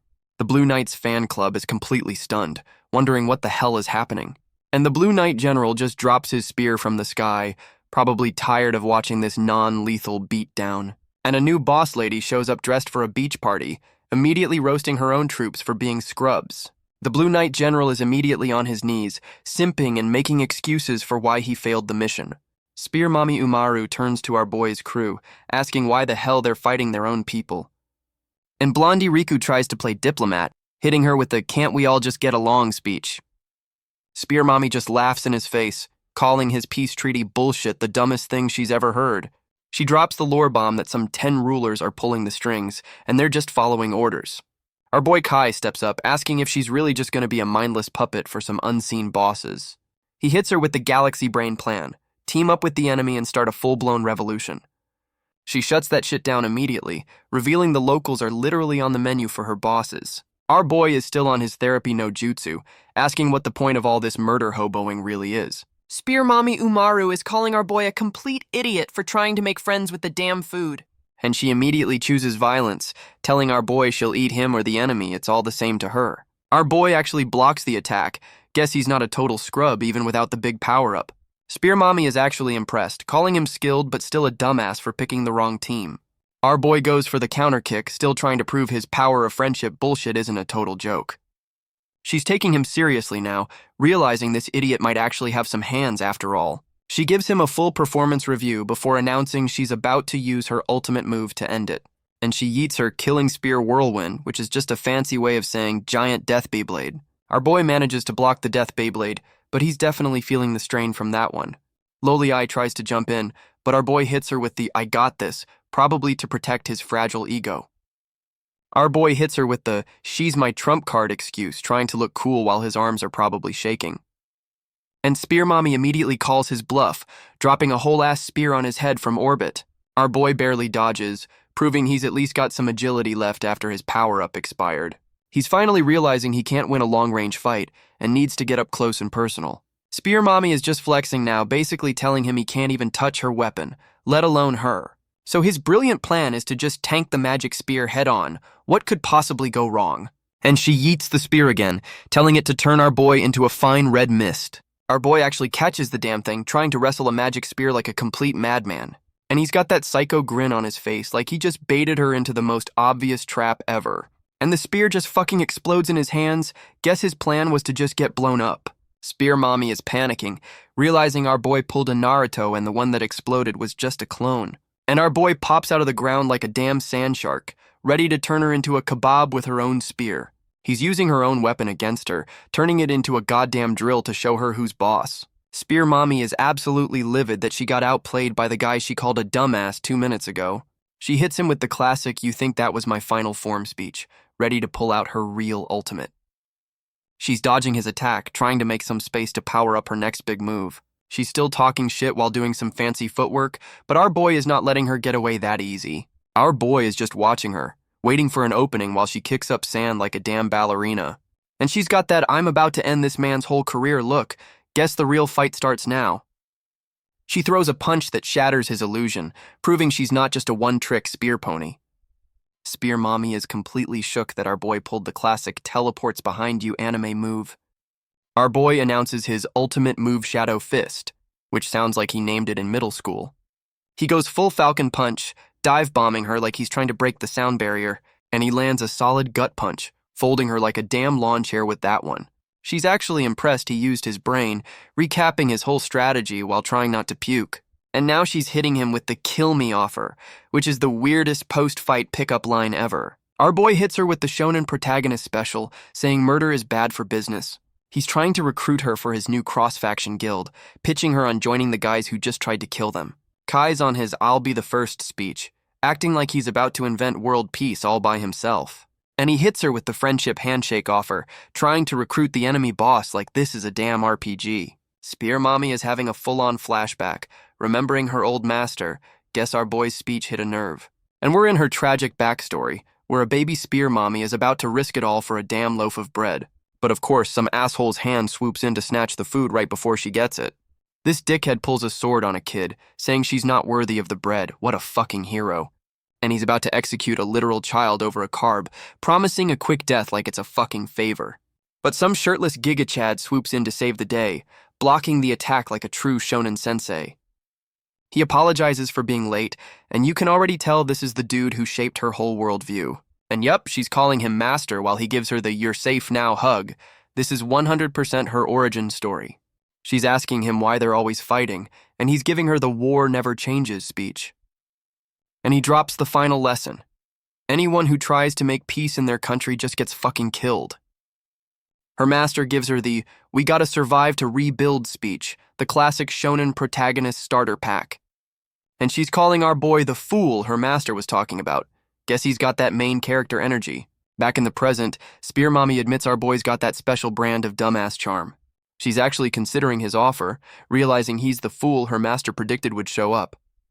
But she immediately hits him with the "you're not high enough level for the final bosses yet." So she's giving him a final exam. Prove he's not just talking shit or she'll keep trying to murder him. She's back on her kill or be killed bullshit, ready to throw down for her squad's survival. And she starts absorbing some dark energy, because a friendly duel is too boring for this psycho. She's having a full-on power-up seizure. Guess this is her version of going Super Saiyan. And she goes full demon mode, horns and all, because of course her final form is an edgelord's wet dream. Kai's like, "Hold up, you ate a shadow beast? WTF? This dude's power-up game is wild." Kai and Loli Eye are plotting, and she looks like she's about to drop some truth bombs. Loli Eye's like, "Don't even think about eating me for a power-up, perv." She knows his game. Kai's clarifying he wants her to transform into grown-up Ai, not be a snack. Smooth. Real smooth. Loli Eye's calling him out for being a thirsty creep, and honestly, she's not wrong. Spear Mommy struts in like she owns the place, dropping the "I'm just following orders" line. Spear Mommy's threatening them with death if they can't beat her. Classic villain move. Grown-up Ai's back and ready to rumble, shadow sword and all. Let's go. Spear Mommy charges in and it's on. Time for a desert showdown. Grown-up Ai blocks Spear Mommy's attack, looking like a seasoned pro. Get it, girl. Our boy Kai is charging up a Rasengan, while Grown-up Ai and Spear Mommy have their dance-off. Spear Mommy is giving them the "I'm not impressed" side-eye. She's already seen this shit before.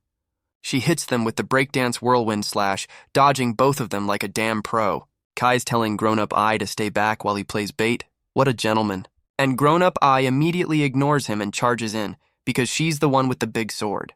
She comes in with the aerial wind slash, trying to end this with a flashy finisher.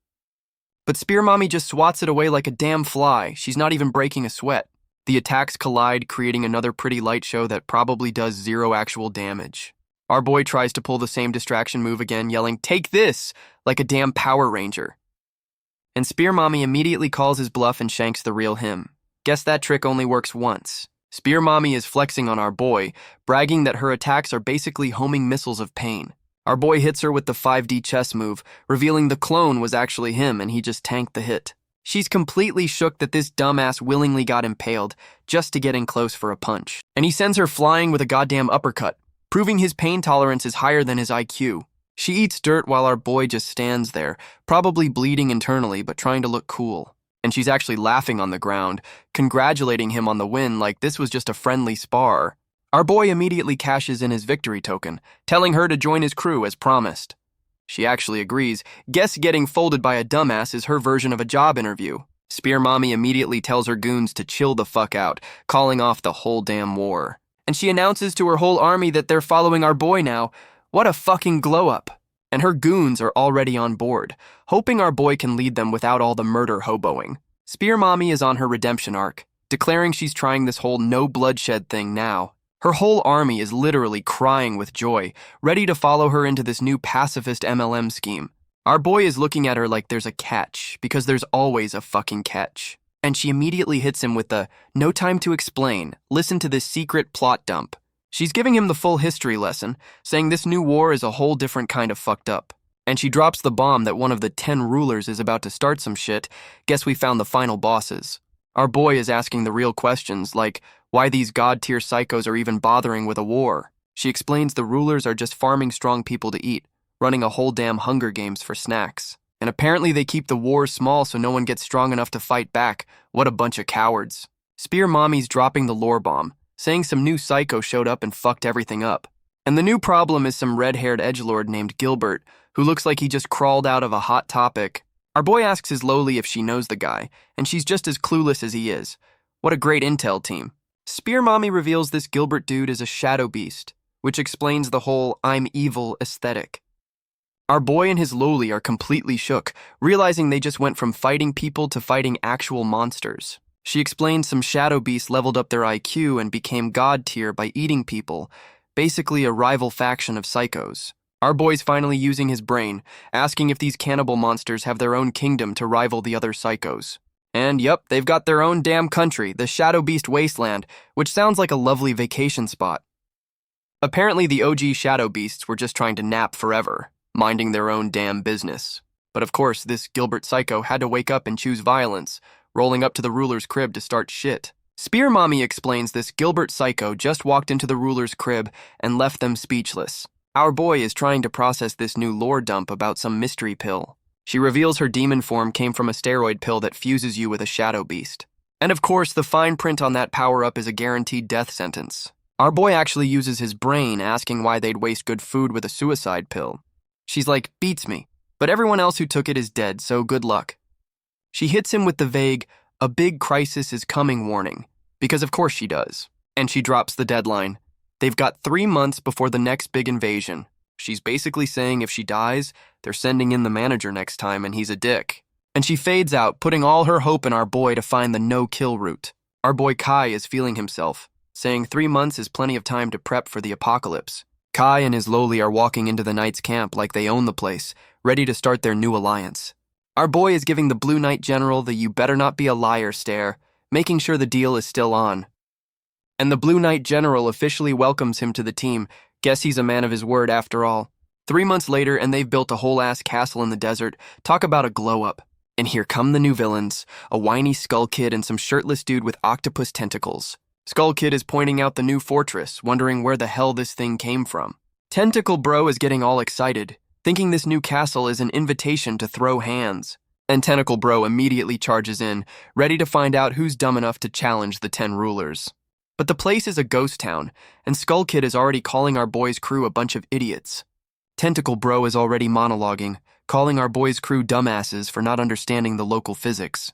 And of course, the welcome mat is a bunch of goddamn floor spikes, classic. They're just standing on the spikes, completely unimpressed, while Skull Kid gives a sarcastic, oh no scary. Tentacle Bro is giving a whole lecture on power scaling while walking through the trap like it's a damn museum. And now we've got flying axes, because this place was clearly designed by a 12-year-old D&D master. Tentacle Bro doesn't even flinch, just turns to face the incoming hardware like he's bored. He just catches the damn axe midair with his bare hand, what a fucking show-off. And then he crushes the axe head with his grip, just to make sure everyone knows he's on his bullshit. But he suddenly smells something, and his whole I'm a badass vibe immediately evaporates. This psycho is finally on high alert, realizing the lame traps were just the appetizer for the main course. And Tentacle Bro immediately gets caught in a cage looking like he's already so over this shit. He tries to punch his way out, but this ain't some cheap-ass Spirit Halloween prop cage. This psycho realizes he's been nerfed by some damn flowers. Guess our boy's been gardening. And of course our boy Kai and his Loli are watching from above like a couple of proud parents. They're giving each other a high five like they just won the damn science fair. What a couple of nerds. Tentacle Bro spots them, demanding to know who built this surprisingly sturdy piece of shit.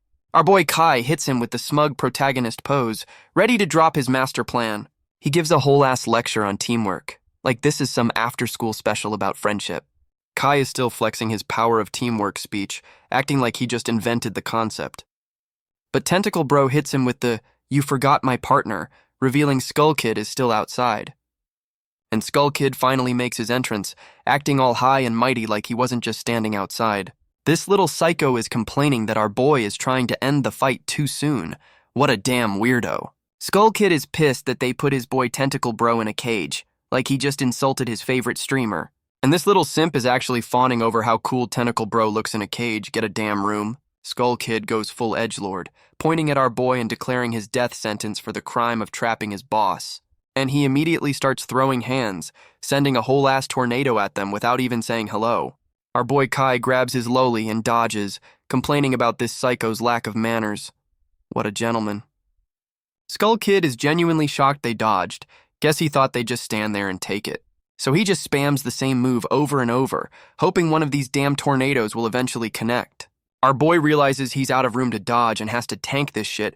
This is not looking good. Our boy Kai braces for impact, looking like he's about to get absolutely shredded by this psycho's Beyblade attack. He tanks the hit and is already bleeding, realizing this psycho put fucking rocks in his sandstorm. Skull Kid is bragging about his sand and stones combo, acting like he just invented the world's shittiest blender. This little psycho asks his caged boss for permission to keep our boy, and Tentacle Bro is like, "Sure, have fun." Our boy hits him with the "people aren't food" speech, which is a bold moral stance for a guy getting his ass kicked. Skull Kid calls him stubborn and starts hopping on the floor spikes, ready to make him beg. This psycho is coming in with a dive kick, promising to eat our boy after he makes him kneel. What a creep. And he's back to spamming his one move, trying to tear down the whole fortress with his damn sandstorm. The giant tornado is back and Skull Kid is taunting them from the sky like a true edgelord. Our boy decides there's only one way to deal with this, which probably means he's about to do something incredibly stupid. Kai tells Loli Eye it's go time, about to pull some crazy shit. Loli Eye is shook, wondering what this dumbass is planning now. Kai yeets Loli Eye like a goddamn football. What a gentleman. Kai sends a water tornado at Skull Kid. Guess he's learned a new trick. Skull Kid is unimpressed, calling this infighting a snooze fest. Skull Kid watches the tornado approach, wondering if it's even worth dodging. Grown-up Eye slices through the tornado like it's nothing. What a badass. Grown-up Eye spins around Skull Kid, creating a water vortex. Skull Kid is still unimpressed, saying she's just delaying the inevitable. Grown-up Eye tells Skull Kid she'll keep slashing until she lands a hit. Skull Kid is screaming for his boss, realizing Grown-up Eye is actually about to turn him into sushi. And Tentacle Bro is just chilling in his cage, drinking, completely ignoring his boy's panic attack. Tentacle Bro finally gets up, calling his own subordinate useless and announcing playtime is officially over. This psycho starts monologuing, asking our boy why he's a commander while Spear Mommy is just a warden. And he just melts the cage with the alcohol he was drinking because of course it was acid. Our boy is sweating bullets, realizing their whole sturdy cage plan just got dissolved by some villain moonshine. Tentacle Bro is still on his bullshit, bragging that he can solo anyone, anytime, anywhere. He's officially out of the cage and ready to throw hands. Guess the real boss fight is starting now. But our boy Kai isn't just gonna stand there, already charging up to stop this psycho's victory lap. Kai lunges in, ready to shut this dude's monologue down with a face full of fist. Tentacle Bro goes full anime villain, talking about his infinite strikes like he's a damn fighting game character. And he immediately starts throwing hands, hitting our boy with the full aura treatment. Our boy Kai eats a clean hit to the jaw. Guess his face tanking skills are still top tier. He gets absolutely launched and Grown-up Eye is having a full-on panic attack for her master. Tentacle Bro tries to finish him off with a damn laser beam. This psycho has zero chill. But Grown-up Eye jumps in to parry the attack, proving she's the only competent one on this team. Tentacle Bro is actually impressed, while Skull Kid simps from the background like a proud parent. She's dodging his laser spam like she's playing Tuhu on lunatic mode. What a pro.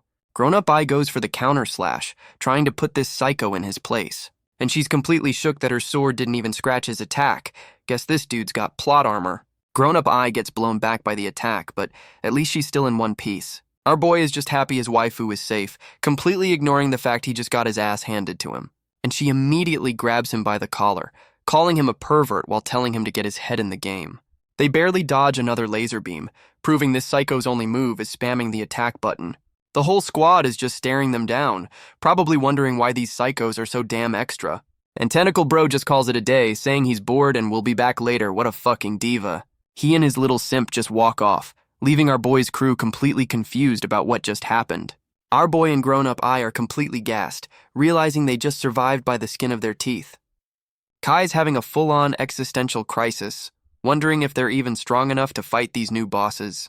And we see Tentacle Bro reporting to some new final boss, confirming he's just another middle manager. The new final boss is some pretty boy general, and he's already got that "I'm better than you" smirk down. Tentacle Bro is reporting that our boy's crew actually built a base. What a fucking concept. This psycho is getting all giddy about new test subjects, which is never a good sign for the main characters. And Tentacle Bro just takes the order. Guess he's just the muscle for this new pretty boy psycho. This motherfucker is just casually sipping wine, planning a whole-ass war like it's a damn dinner party. He's giving the whole to victory speech, acting like he's the damn hero of this story. And with that psycho smile, he officially kicks off the next season of murder and mayhem. 1 month later, and our boy's crew has a whole-ass peace fortress, which is just asking for trouble. And Bandana Bro has been demoted to the fucking secretary, drowning in a sea of paperwork. My man is so stressed he's trying to write with 2 pens at once. Guess peace is hell on the wrists. And Bandana Bro is having a full-on mental breakdown, realizing peace is just a different kind of war. He's officially had enough of this desk job and is on a mission to make our boy share the pain. And where's our fearless leader? Passed the fuck out in the middle of the training grounds. Our boy and his lowly are just napping the day away, completely oblivious to the incoming paperwork-fueled rage. Kai's slacker senses finally kick in, realizing his nap is about to be rudely interrupted. He greets Bandana Bro like he didn't just delegate his entire workload onto him. What a great boss. Bandana Bro is radiating pure, unadulterated rage at the sight of this lazy dumbass. And he goes full shadow mode, ready to file a formal complaint directly into our boy's face. Bandana Bro is chasing our boy down, screaming about broken promises and the horrors of middle management. And now our boy is getting hazed by his own secretary, learning you don't fuck with the admin department. Our boy is paying for his nap time with 1,000 push-ups, using his lolly as a goddamn weighted vest. He finally hits the 1,000-rep mark, looking like his arms are about to fall the fuck off. And Loli Eye is already back to simping, calling him amazing for doing his punishment workout. Bandana Bro is still on his ass, calling him arrogant for thinking a new wall will solve all their problems. Our boy hits him with the smug, "Don't worry about me," like he didn't just get folded by Tentacle Bro. Kai actually apologizes and asks his secretary to keep hazing him, which is a wild HR violation. Bandana Bro is still the voice of reason, asking if their new sandcastle is really gonna stop the next psycho. Our boy goes full shonen protagonist, giving a thumbs up and promising a safe space for everyone to grind XP. Kai hits him with the "You prefer chaos?" line, while Bandana Bro just looks so done with this dude's optimism. And he ends with the friendship shoulder pat, talking about flying home like he's about to invent an airplane. Kai's on his power of hope bullshit again, and Bandana Bro is just wondering if it's too late to find a new leader. And Bandana Bro is actually buying into the dumbass's optimism. Guess the Stockholm Syndrome is kicking in. Our boy announces a new alliance and immediately delegates all the actual work to Bandana Bro so he can nap. And he just fucking bolts, leaving his secretary to handle international diplomacy. What a king. Bandana Bro is having his daily "why did I sign up for this shit" moment, a true middle manager's lament. And here comes the welcoming committee, led by some pretty boy in a vest I'm gonna call Flower Boy. Flower Boy is already stressing out his red shirts, worried his boss is gonna give him a bad performance review. His goon points out the new arrivals, and Flower Boy looks like he's already over this whole diplomacy thing. And the new envoy is some goth Loli with her squad of mysterious cloaked edgelords. Flower Boy officially welcomes Goth Loli to the Peace Fortress, which is the most ironic name for this place. Flower Boy is already throwing shade, asking Goth Loli why our boy sent a kid to do a man's job. Goth Loli hits him with the "our house is a death trap, so we're meeting you here" excuse, real welcoming. Flower Boy is like 8 bet, telling her to lead the way like he's not already planning a hostile takeover. and the two squads take a nice, long, awkward walk through the desert. You can just feel the tension. Flower Boy's spidey senses are tingling, realizing something about this whole setup is a little too convenient. He plays it cool when Goth Loli asks what's up, but you know this dude is about to choose violence. They finally arrive at the Peace Fortress, which looks way too nice to be in the middle of this shithole.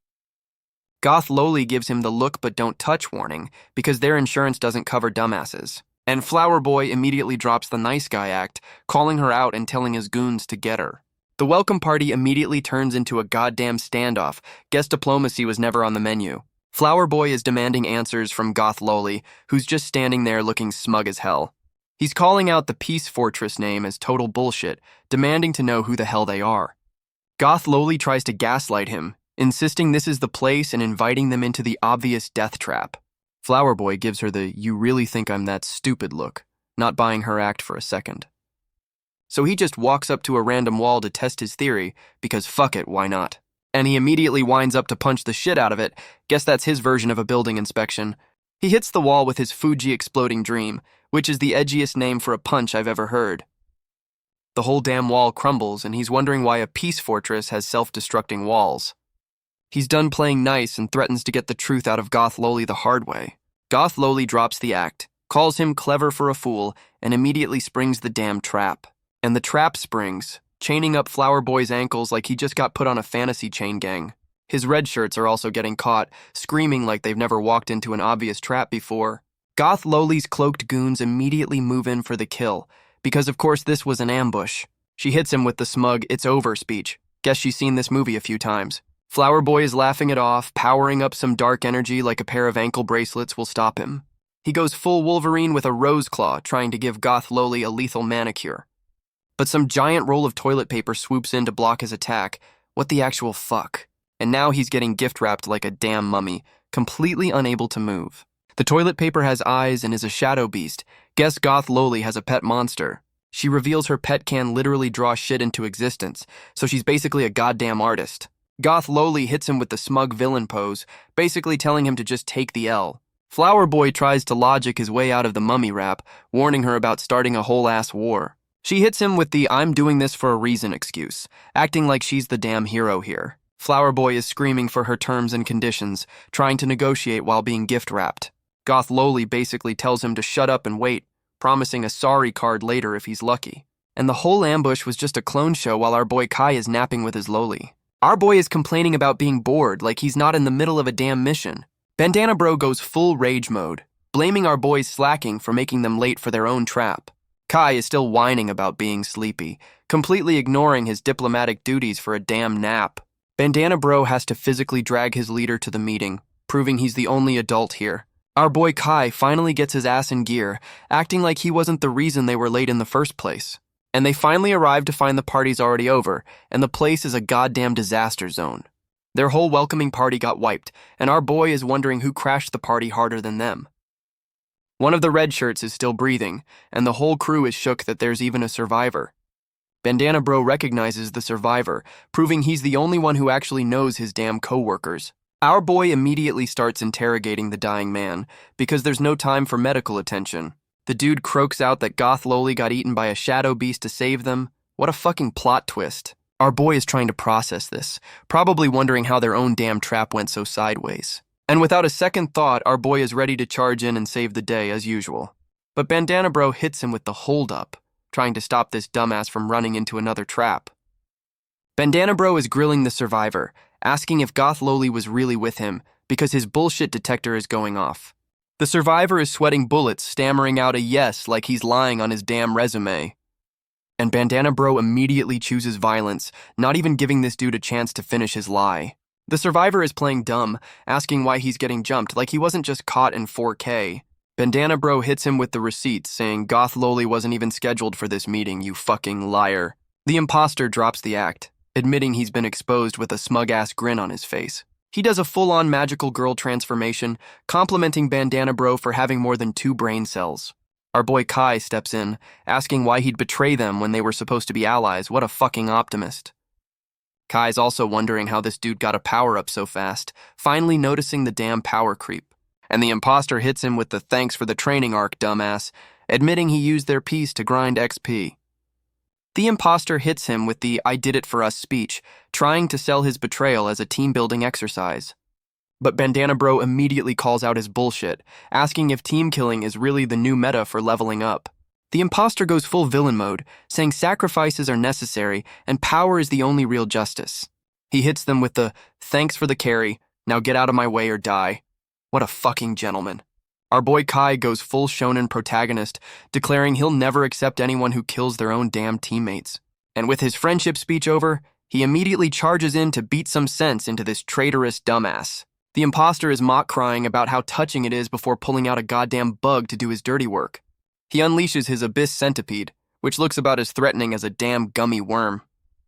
The whole crew is just staring at this tiny-ass bug, wondering if this dude is actually serious right now. And of course, the fucking thing goes kaiju mode and tries to eat Loli Eye, because of course it does. Our boy and Bandana Bro are bracing for impact, realizing this dude's pet bug is not a fucking joke. The imposter is standing on his new kaiju, asking our boy if he's impressed with the size of his worm. This psycho is still monologuing, saying his murder bug is for war, not for our boy's friendship is magic bullshit. The whole damn desert starts shaking, and our boy is wondering if this thing's got an earthquake attack. And the ground splits open, swallowing a bunch of red shirts while our boy's crew tries not to fall in. Bandana Bro sends in his trusty rat to save the falling goons, because he's the only one doing his damn job. The rat goes full Batman mode, turning into a damn parachute to catch the falling red shirts. The rat chute is straining under the weight, looking like it's about to have a very, very bad day. Bandana Bro delegates the boss fight to our boy while he handles the rescue mission. What a fucking leader. And our boy immediately charges the giant murder bug head on, because of course his only plan is punch it. Our boy Kai is completely caught off guard by a giant fucking rock coming out of nowhere. He immediately punches through it, asking the imposter if he really thought that would work. What a show-off. Loli Eye is simping from the sidelines while the imposter just stands on his murder bug, completely unbothered. The imposter summons a bunch of giant fucking pyramids from the sand. Guess he's an Egypt nerd. This psycho is bragging that his bug is basically a god in the desert. What a fucking tryhard. He's giving our boy the full "this is goodbye" speech while trying to turn him into a human panini. Our boy is trying to hold the pyramids apart with his bare hands, looking like he's about to get folded. The imposter is actually trying to recruit him mid-fight. Guess he respects the hustle. And Kai hits him with the classic "don't mess with me," because he'd rather die than join the bad guys. The imposter just shrugs and says, "What a shame," ready to turn our boy into a pancake. The imposter is still on his monologue, ready to turn our boy into a human panini. This psycho hits him with the "where's my partner" taunt, trying to be a damn Bond villain. And right on cue, a giant fucking laser beam comes in for the last-minute save. The imposter and his murder bug are getting absolutely blasted, completely caught off guard. This dude is completely shook, wondering how the hell his perfect plan just went up in smoke. And it's Loli Eye, explaining her laser got a buff when our boy leveled up. What a great support character. Our boy Kai busts out of the rock, ready to return the favor for that near-death experience. He punches a clean hole through the pyramid, just to make sure the imposter knows he's fucked. Kai hits him with the smug "surrender now" speech, acting like he had this planned all along. But the imposter hits him with the "this isn't even my final form" classic. What a fucking loser. The imposter's murder bug just pops back up, and this psycho is just standing there like he didn't just get blasted. The murder bug pulls a damn tremors and just fucking vanishes underground, leaving a giant sinkhole. And the imposter is actually complaining that his own damn murder bug dipped. What a fucking amateur. Our boy asks his personal radar where the bug went, but she's drawing a blank. Guess it's gone for good. Our boy is having a galaxy brain moment, realizing the imposter just pulled a fast one on them. Kai is on his knees screaming at the sky because the villain escaped. Talk about a sore loser. And Bandana Bro is just staring, completely deadpan, at his leader having a public meltdown. And now the civilians are apologizing to Bandana Bro for the imposter's bullshit. Talk about misplaced guilt. Bandana Bro, the only one with a brain, explains the imposter pulled his punches. This was all just a show. And some old timer drops the lore that the imposter's been busy, probably plotting this whole betrayal arc. Bandana Bro tells the old timer he's gonna do some actual detective work on the imposter's travel history. He's on a mission to figure out how that traitor got his power up, because he's the only one with a damn brain. And we're back at the Peace Fortress, which is turning out to be the most ironic name in history. Bandana Bro is losing his shit over some child abduction cases that nobody bothered to report. What a great admin team. And some random red shirt is making excuses about being understaffed, blaming the damn immigrants for everything. Our boy Kai is just chilling while Loli Eye sips her juice, finally realizing other people have problems too. Bandana Bro connects the dots, realizing the imposter was probably hanging around all the kidnapping hotspots. He's wondering if there's a whole secret society pulling the strings, because of course there fucking is.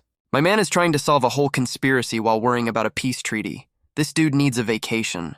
And our boy Kai, after contributing nothing, decides he's done with talking and is just gonna go punch the problem.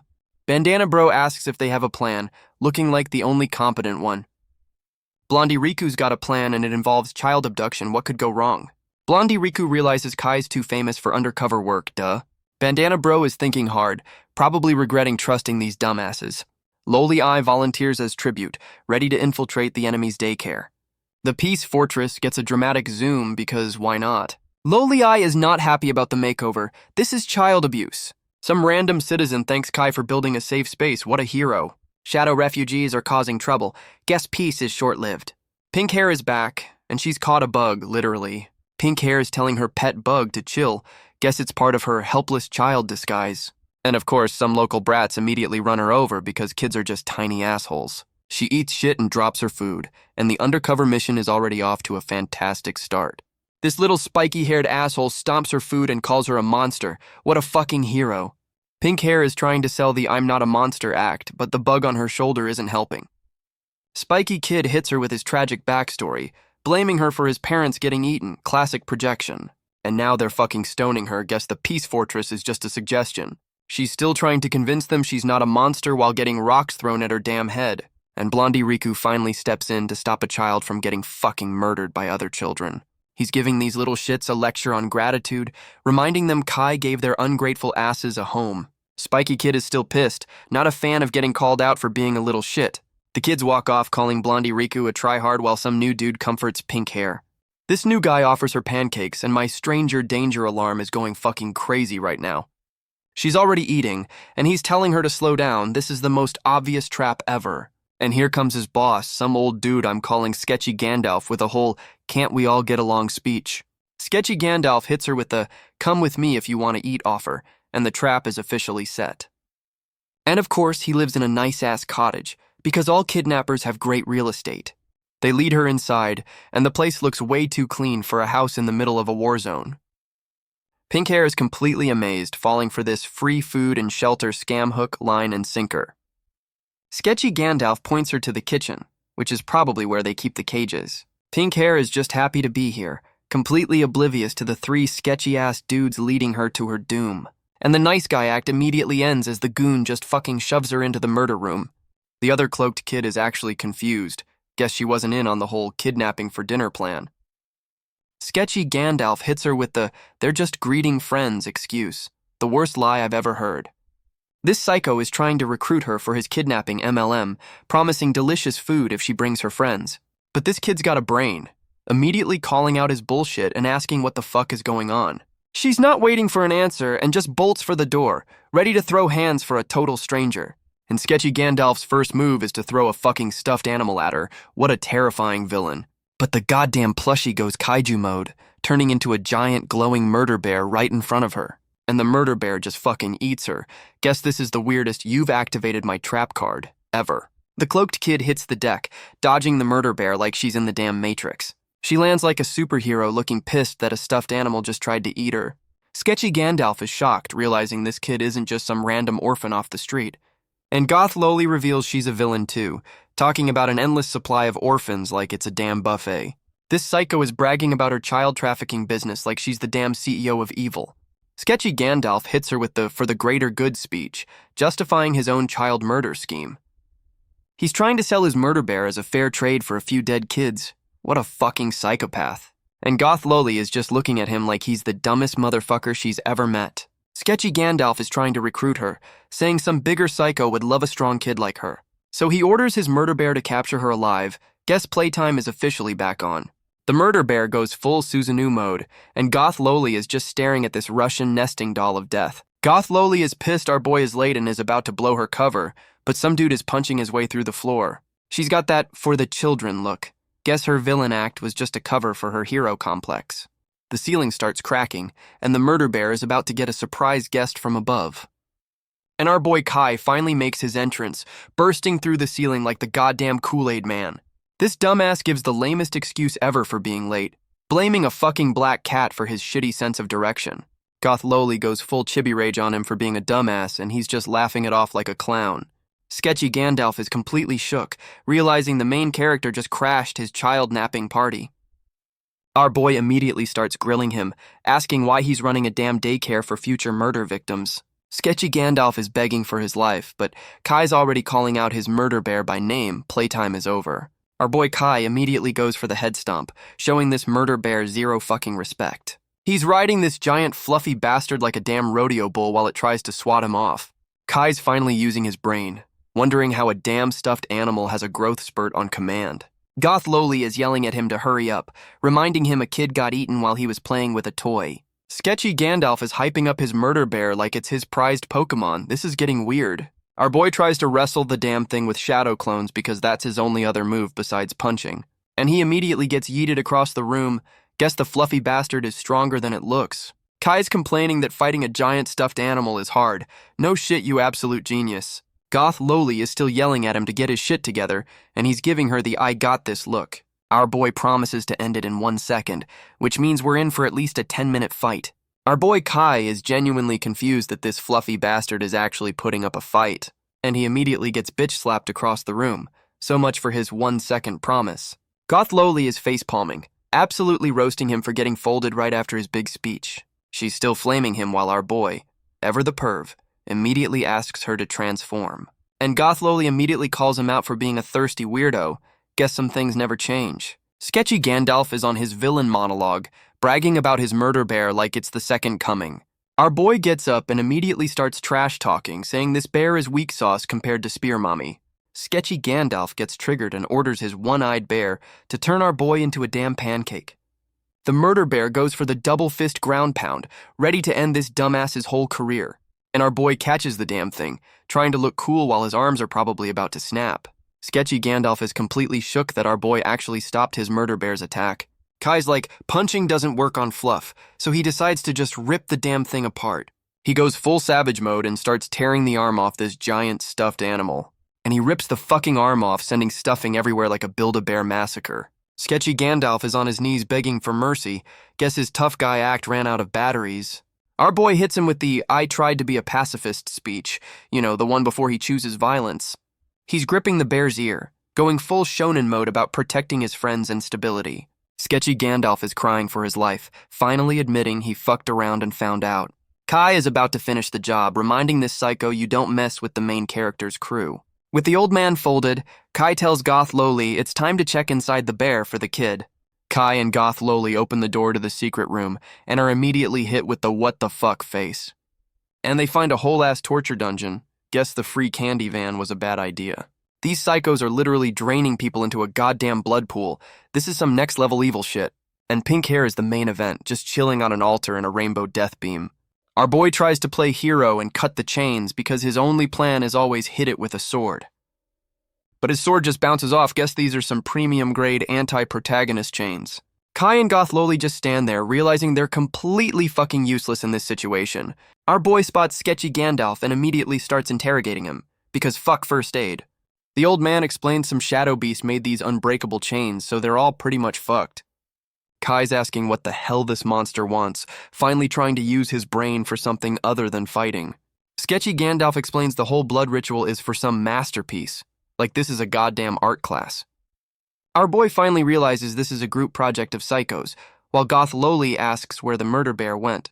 The old man says the bear took a dip in the blood pool and begs them to save the girl. What a fucking hypocrite. And our boy hits him with the don't worry, I'm the main character smile, promising to save everyone. They walk up to the blood jacuzzi, and the whole setup looks like a satanic baptism.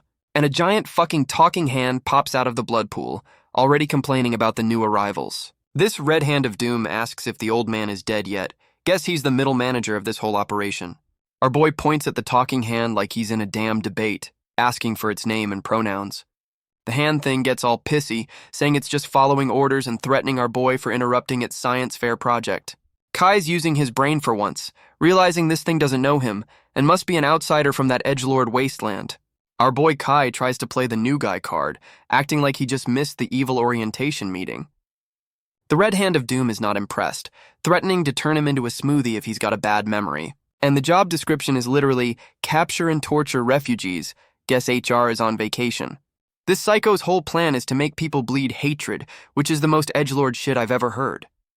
He's trying to build the ultimate war machine out of pure spite. What a fucking visionary. Kai's still on his undercover bullshit, asking if this whole torture dungeon thing is leading to a war.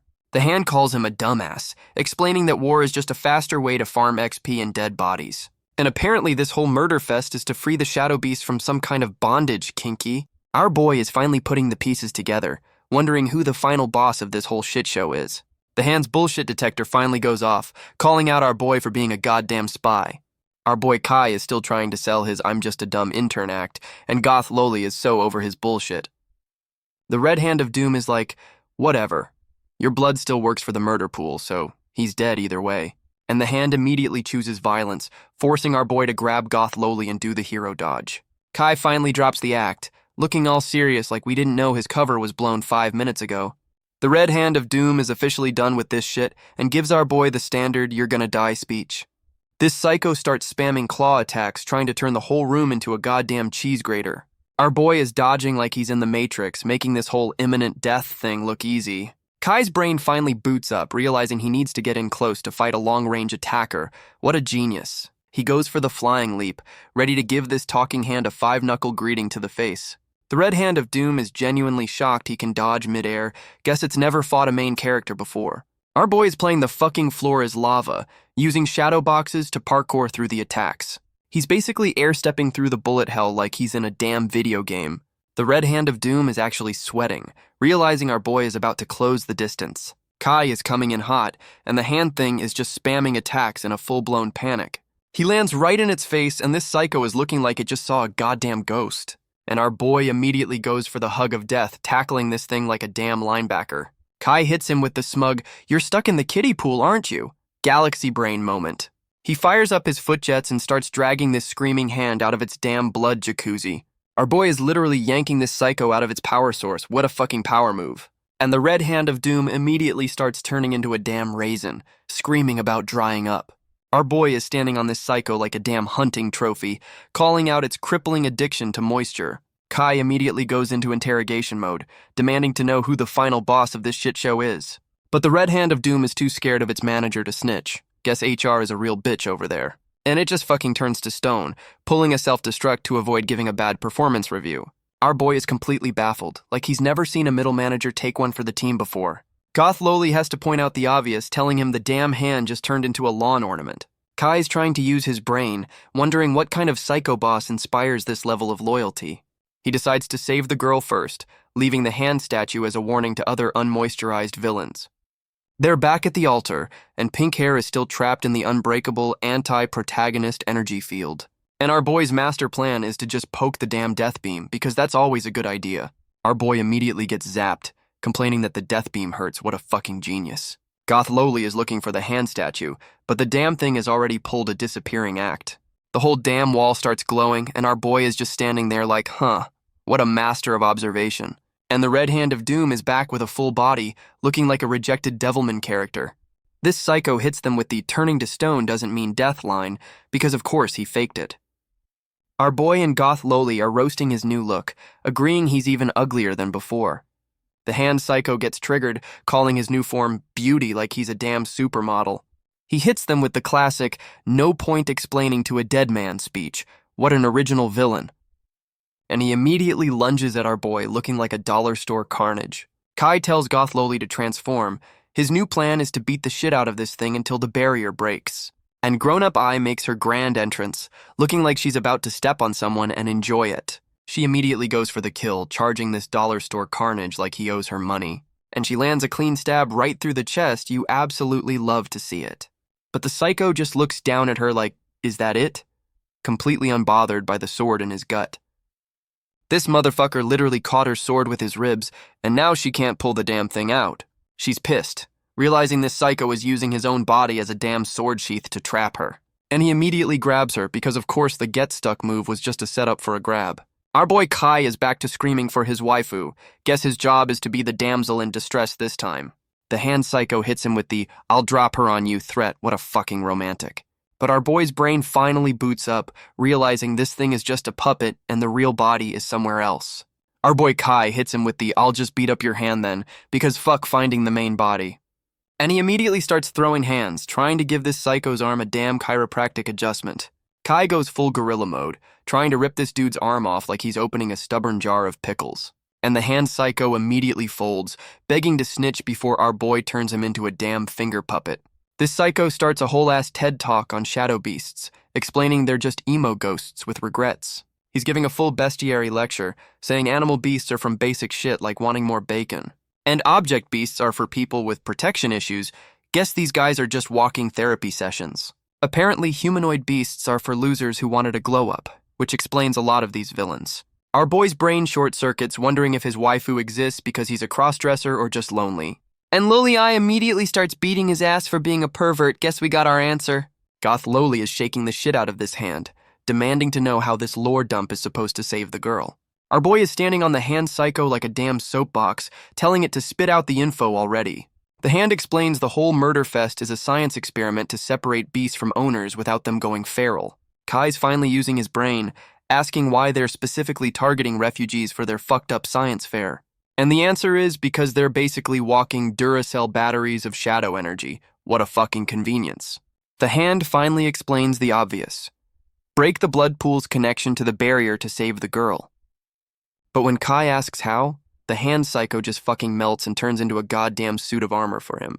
Our boy and his waifu are just staring, completely confused as to why the villain just gave him a power-up.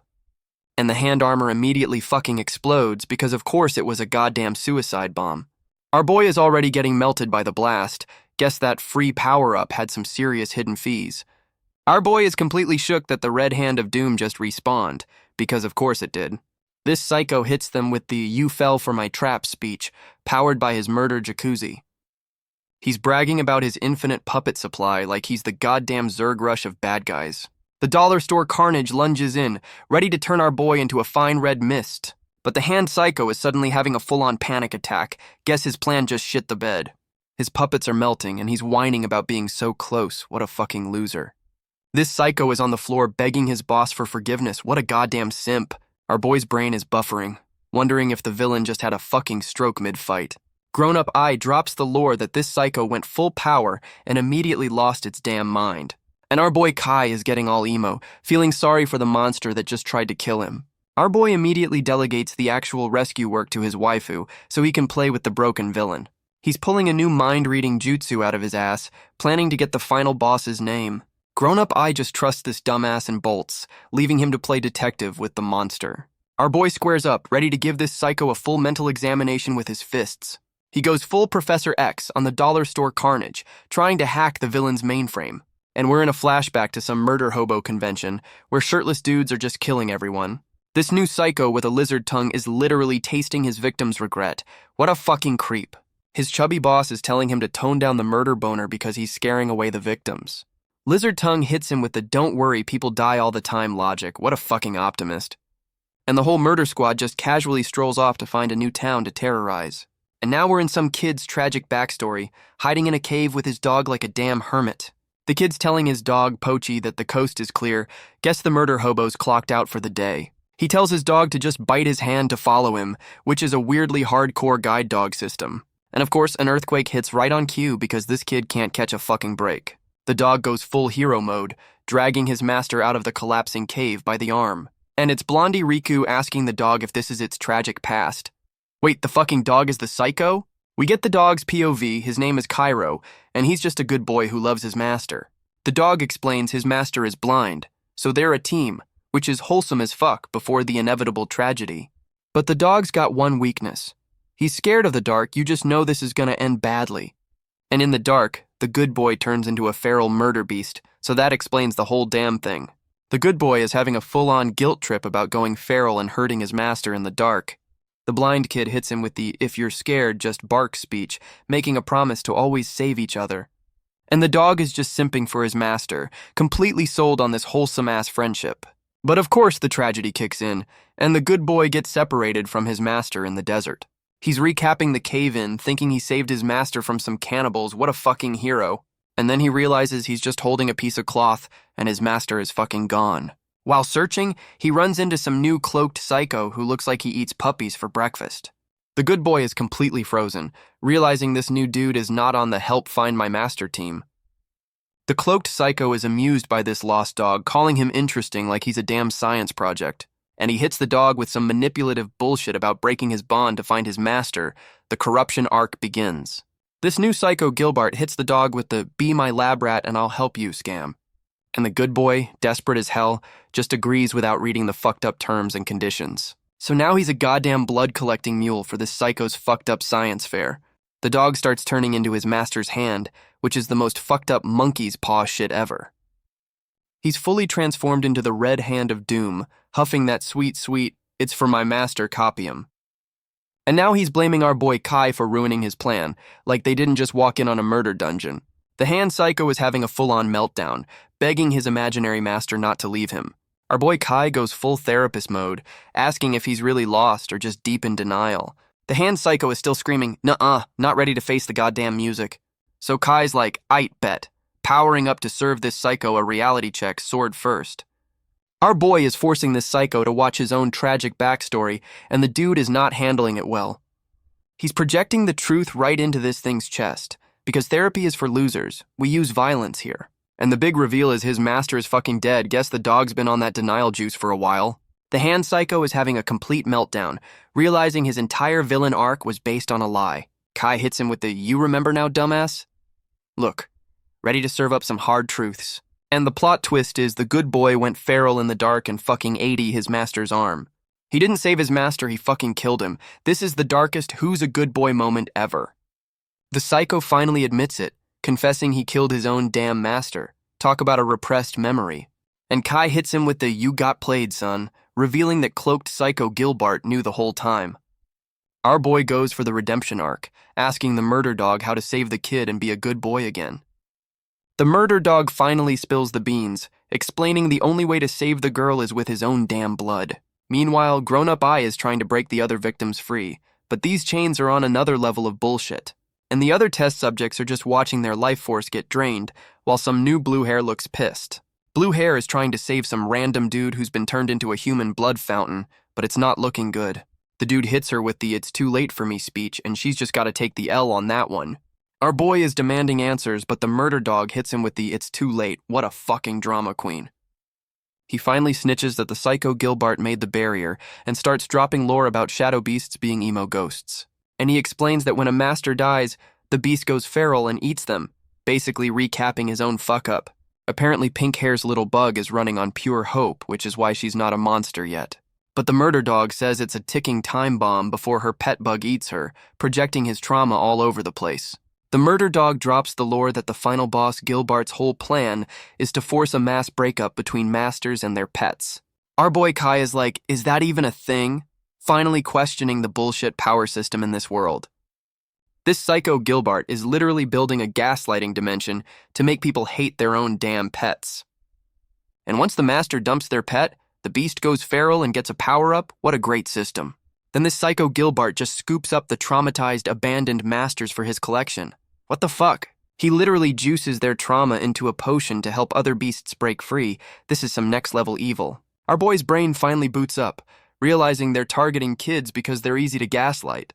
The murder dog is on his redemption arc, realizing his dead master would be so disappointed in his life choices. He's ready to log off for good, but hits our boy with the "there's one last hope" classic villain move. And our boy is like, spill it, ready for the last-minute plan that will definitely save the day.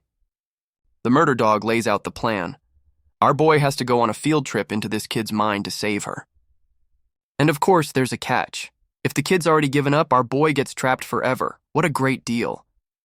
Kai immediately cuts himself without a second thought, because why think when you can just bleed everywhere? Grown-up I is the only one with a brain trying to shake some sense into this suicidal dumbass. Our boy hits her with the "trust me" head pat, the universal sign for, "I'm about to do something stupid." He's bragging about being a kid whisperer, like he wasn't just late to a goddamn kidnapping. And he gives her a backup plan. If he dies, she should just absorb the murder pool and ditch him. He's gassing her up, telling her she's stronger than the final boss. What a fucking hype man. Grown-up Ai is not buying this I might die bullshit, looking like she's about to have a breakdown. She goes full tsundere, threatening to burn the world down to save him, and he's just like, "K, cool." Our boy Kai announces his field trip and immediately jumps into the goddamn murder pool. He yeets himself into the rainbow death portal while his waifu just has to stand there and watch. The murder dog is telling grown-up Ai how nice our boy is for giving her a power-up as a parting gift. And the hand psycho finally realizes our boy is fully prepared to not clock back in from this mission. Grown-up Ai immediately claps back, telling the hand it doesn't know shit about her man. She goes on a full-blown simp rant about how our boy is a miracle-working god. You love to see it. The murder dog is like, "Cool story, good luck with that," as he's literally turning to dust. She goes full yandere, promising to solo the final boss herself if our boy doesn't come back. And we're suddenly in some happy-ass European town. Guess this is the kid's mental safe space. Our boy lands in the mindscape, wondering why the hell he's back at the Peace Fortress. Our boy's mind trip is immediately crashed by some new red-haired psycho who's already talking shit. Kai immediately recognizes him as Gilbert, the final boss the murder dog was just snitching on. Gilbert is impressed our boy knows him, then immediately roasts his own security for being absolute trash. And Kai's first instinct, as always, is to skip the dialogue and go straight for the punch. But his punch goes right through this psycho, who's apparently running on ghost mode cheat codes. Gilbert hits him with the smug, "It's pointless" look, enjoying this way too fucking much. He explains he's just a ghost projection, so our boy is literally trying to punch a goddamn memory. Kai is still trying to throw hands, screaming that this psycho is about to start a whole-ass war. Gilbert pulls the nothing personal kid teleport and hits him with the "society made me do it" excuse. And he starts his villain monologue explaining his whole world is just a dysfunctional family of psychos. This psycho hits him with the "we're all just trying to survive" excuse, like that justifies a child murder dungeon. He's trying to logic shame our boy, saying everyone here is already dead, so who gives a fuck? What a nihilist. Our boy Kai immediately chooses violence, grabbing this psycho and screaming about him messing with a kid. Gilbert goes full edgelord, saying there are no kids, only the strong and the weak. What a fucking try-hard. And right on cue, the same little shits who bullied pink hair are back, pointing at someone off-screen. They're chasing after someone, and our boy is just standing there trying to process this fucked up play. Gilbert hits him with the "my script is already written" taunt, daring our boy to try and change the ending. This psycho is still trying to goad him, asking if he's got the balls to fight against a cruel world. And our boy goes full shonen mode, promising to find the real him and deliver a first-class ass-whooping. With his friendship speech over, our boy immediately bolts to go play hero in this psycho's mind game. Our boy is trying to push through the crowd to stop the replay, but these NPCs are a goddamn wall. The whole damn town is just staring blankly, and our boy is trying to apologize his way through a memory. He's finally realizing this isn't a real crowd, just a bunch of puppets in this psycho's mind game. And we're back to the main event, watching that little shit spiky kid steal Pink Hair's only meal. He just fucking shoves her to the ground because this kid's a future supervillain in the making. Pink Hair is begging for her food back, literally telling this asshole she's about to starve to death. And the little shit just throws the food on the ground, calling her a monster for being different. This kid is still on his bullshit, convinced she's gonna go kaiju mode and eat the whole damn town. She's crying her eyes out, trying to explain she's not a people eater, but he's not listening. Our boy Kai finally breaks through, calling out all the useless adults for just watching this shit happen. Our boy is trying to logic shame a bunch of NPCs, asking if they really think this is okay. And some old timer steps up with his tragic backstory, blaming a shadow beast for his missing arm. He's pointing at Pink Hair's pet bug, saying it's a ticking time bomb before it eats the whole damn town. This psycho is going full mob leader, screaming that they should have killed the kid from the start for mercy. Our boy hits him with the classic shonen "that's not true" rebuttal. What a fucking debater. The old timer is done with the debate and just tells his goon squad to jump our boy for disagreeing. And the whole damn village mob immediately tries to dogpile him, because fuck due process. While our boy is getting jumped, Pink Hair just fucking dips, leaving him to deal with the mess. Kai's getting choked out, finally realizing this is Gilbert's bullshit script playing out exactly as planned. He's still struggling, trying to break the script even though he knows this whole damn thing is rigged. Our boy Kai is finally done with this bullshit script and is about to go off on these NPCs. He unleashes a goddamn AoE attack, sending the whole mob flying because he's got a schedule to keep. With the NPCs folded, our boy immediately dips to go find the kid he was supposed to be saving. He's running through the empty streets, already losing his shit because he lost the damn kid. Our boy is out of breath, realizing he just let the main character of this memory run off alone. And pink hair is just booking it, running for her life from a bunch of mean words. She immediately eats shit on the pavement because this tragic backstory needs to hit all the cliches. And right on cue, sketchy Gandalf shows up to play the hero, offering to save her from this tragic fate. Pink hair is looking at this obvious kidnapper with stars in her eyes, completely buying the act. She's crying and hugging this psycho, thanking him for not abandoning her, and the trap is officially sprung. Sketchy Gandalf hits her with the "I'm here for you" line, and my stranger danger senses are screaming. He's giving her a piggyback ride, promising to solve everything, which is Kidnapper 101 for "Get in the van." She's thanking him as he carries her off, completely oblivious that she's walking into the villain's lair.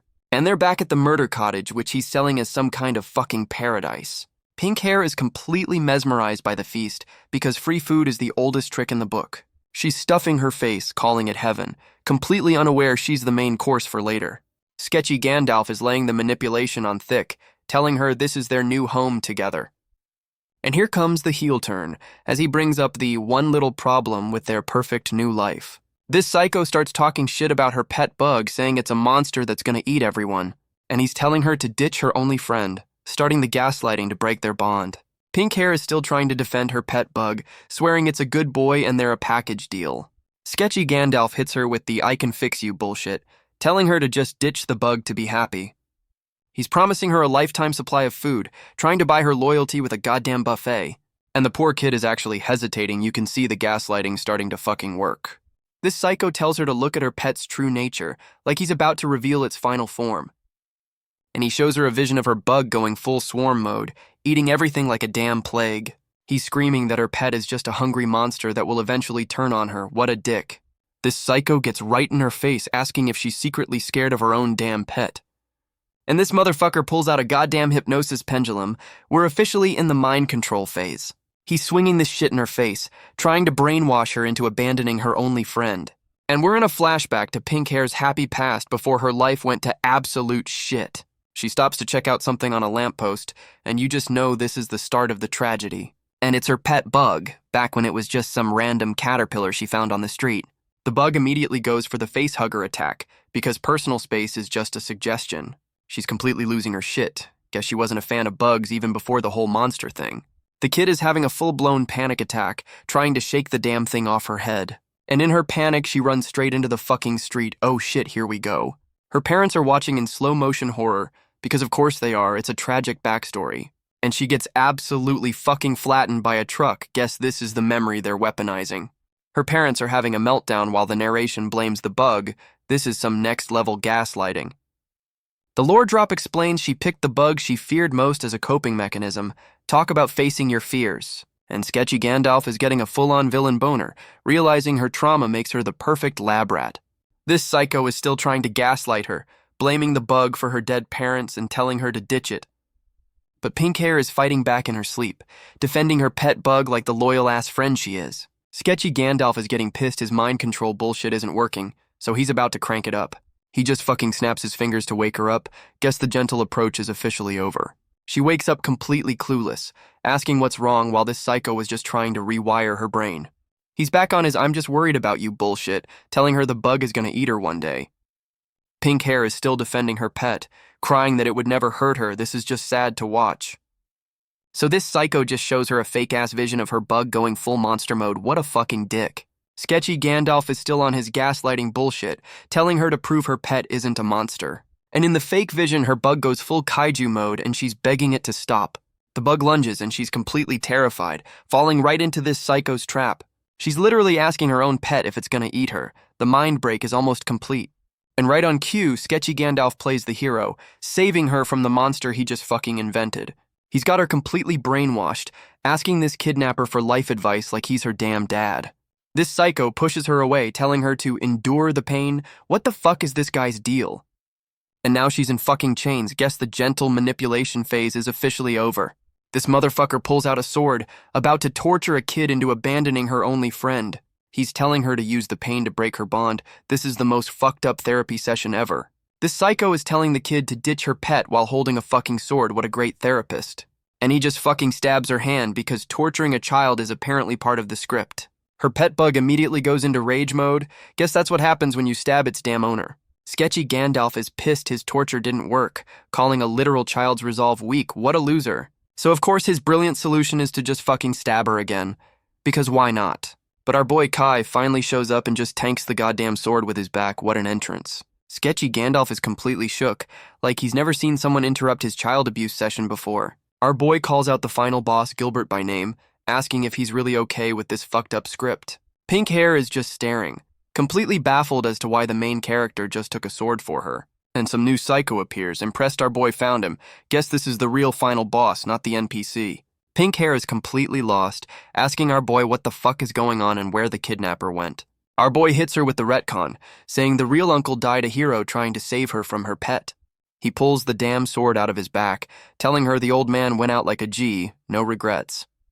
Kai's selling this new, less traumatic backstory, and she's completely buying it, crying her eyes out. The final boss, Gilbert, is pissed his mind break script got interrupted right at the good part. This psycho is bragging that he's still got enough data from torturing a child. What a fucking scientist. Our boy goes full shonen mode, screaming at him for using people as his goddamn lab rats. Gilbert hits him with the "it's for the greater good" excuse, trying to justify his child abuse program. Kai's not buying the bullshit and promises to fold this psycho the first chance he gets.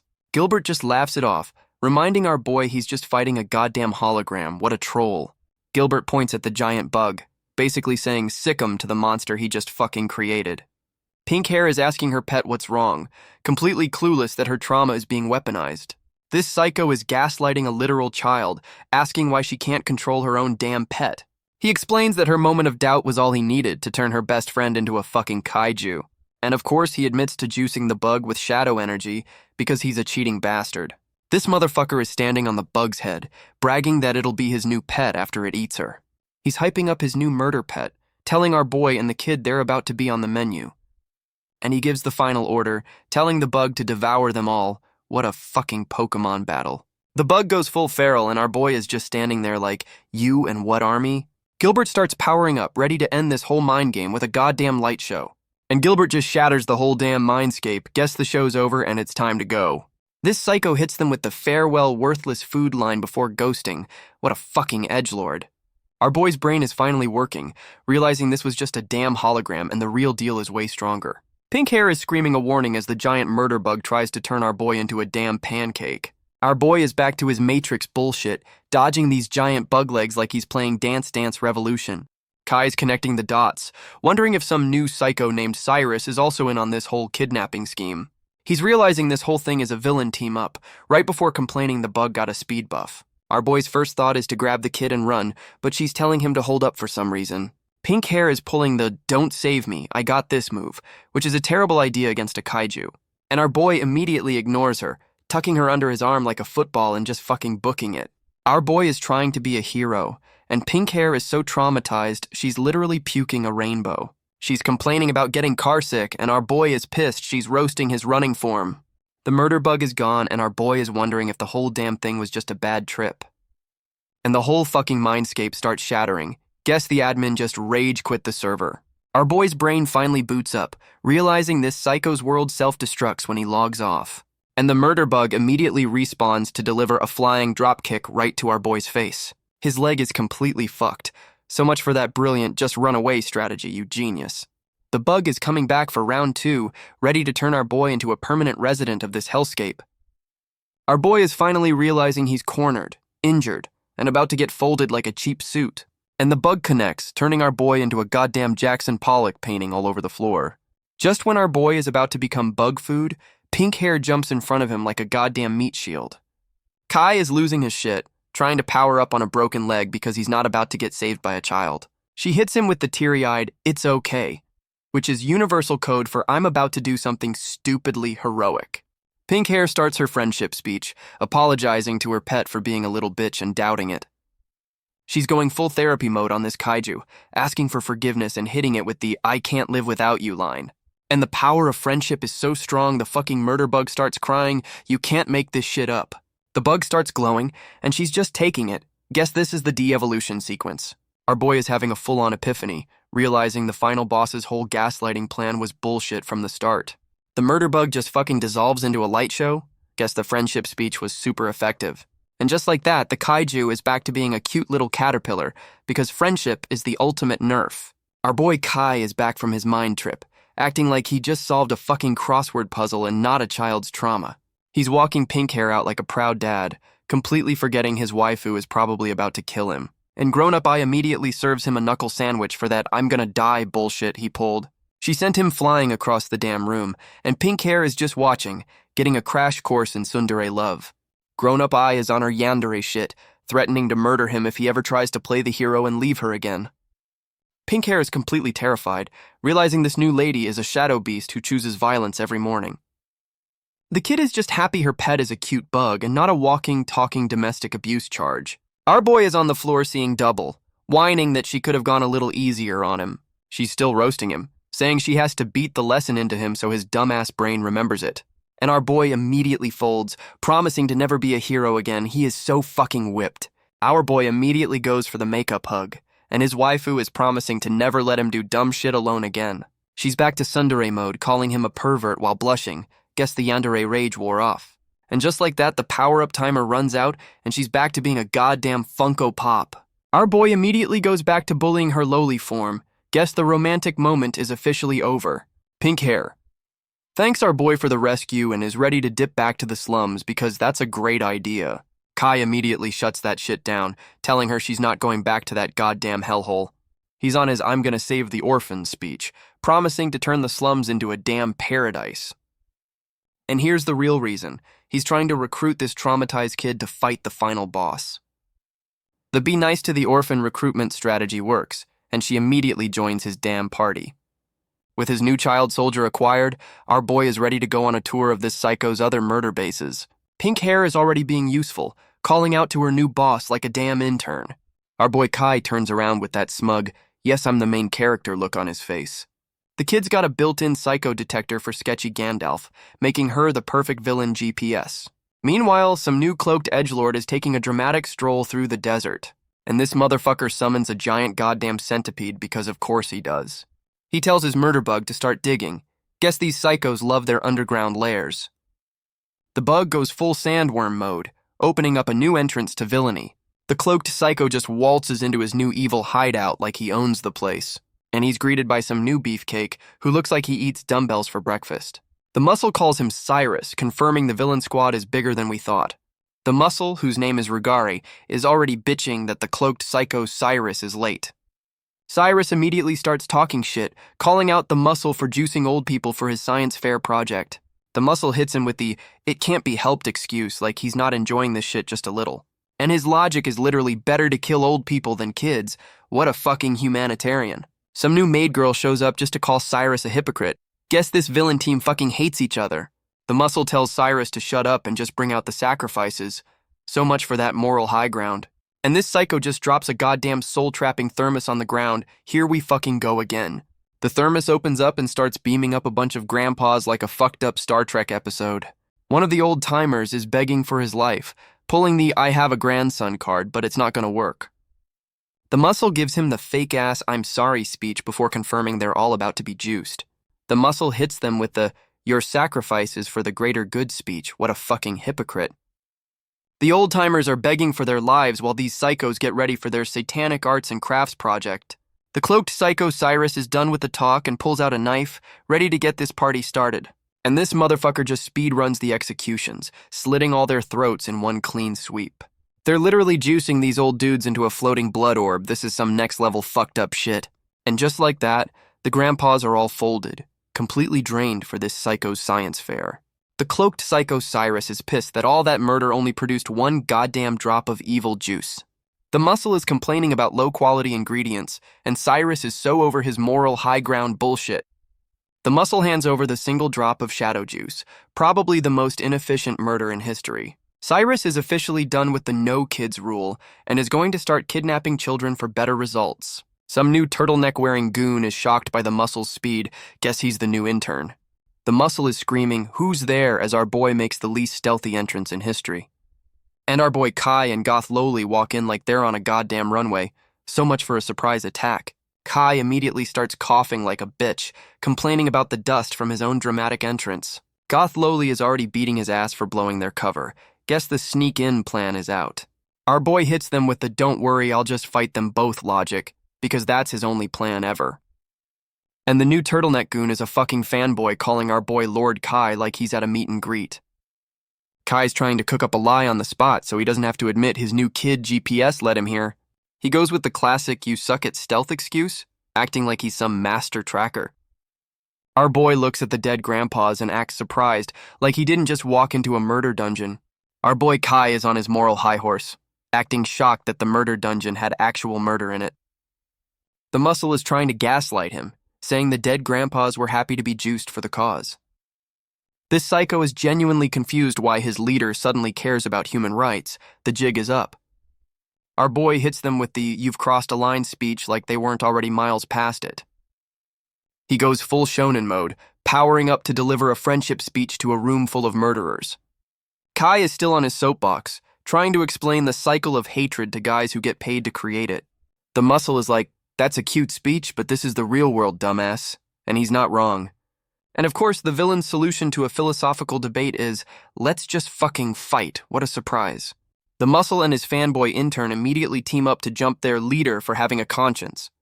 And a new blue-haired girl with a massive presence shows up to even the odds. Guess it's tag team time. And the new blue-haired girl immediately starts roasting her own master. Guess she's the brains of this operation. The muscle immediately goes for the big swing, and the fanboy intern is already dodging like a pro. The fanboy's already got his number, calling out his slow-ass attacks like a damn fight commentator.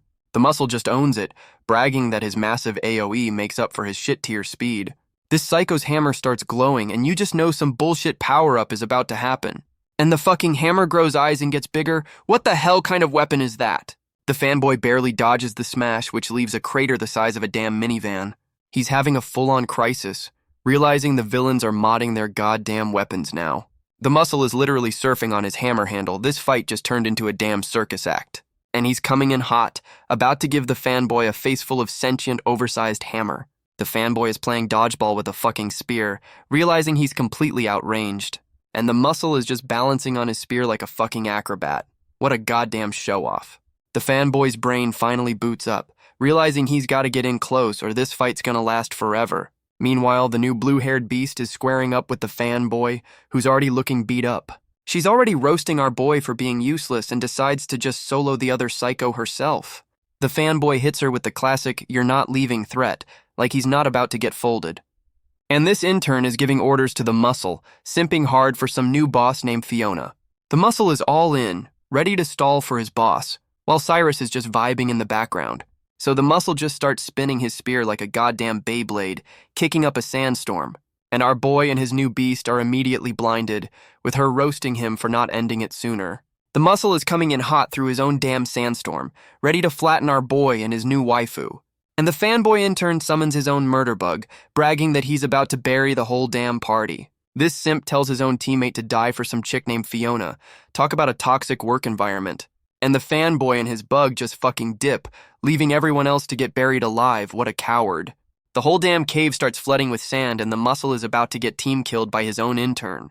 Our boy is pissed, realizing the fanboy just pulled the oldest trick in the book, running the fuck away.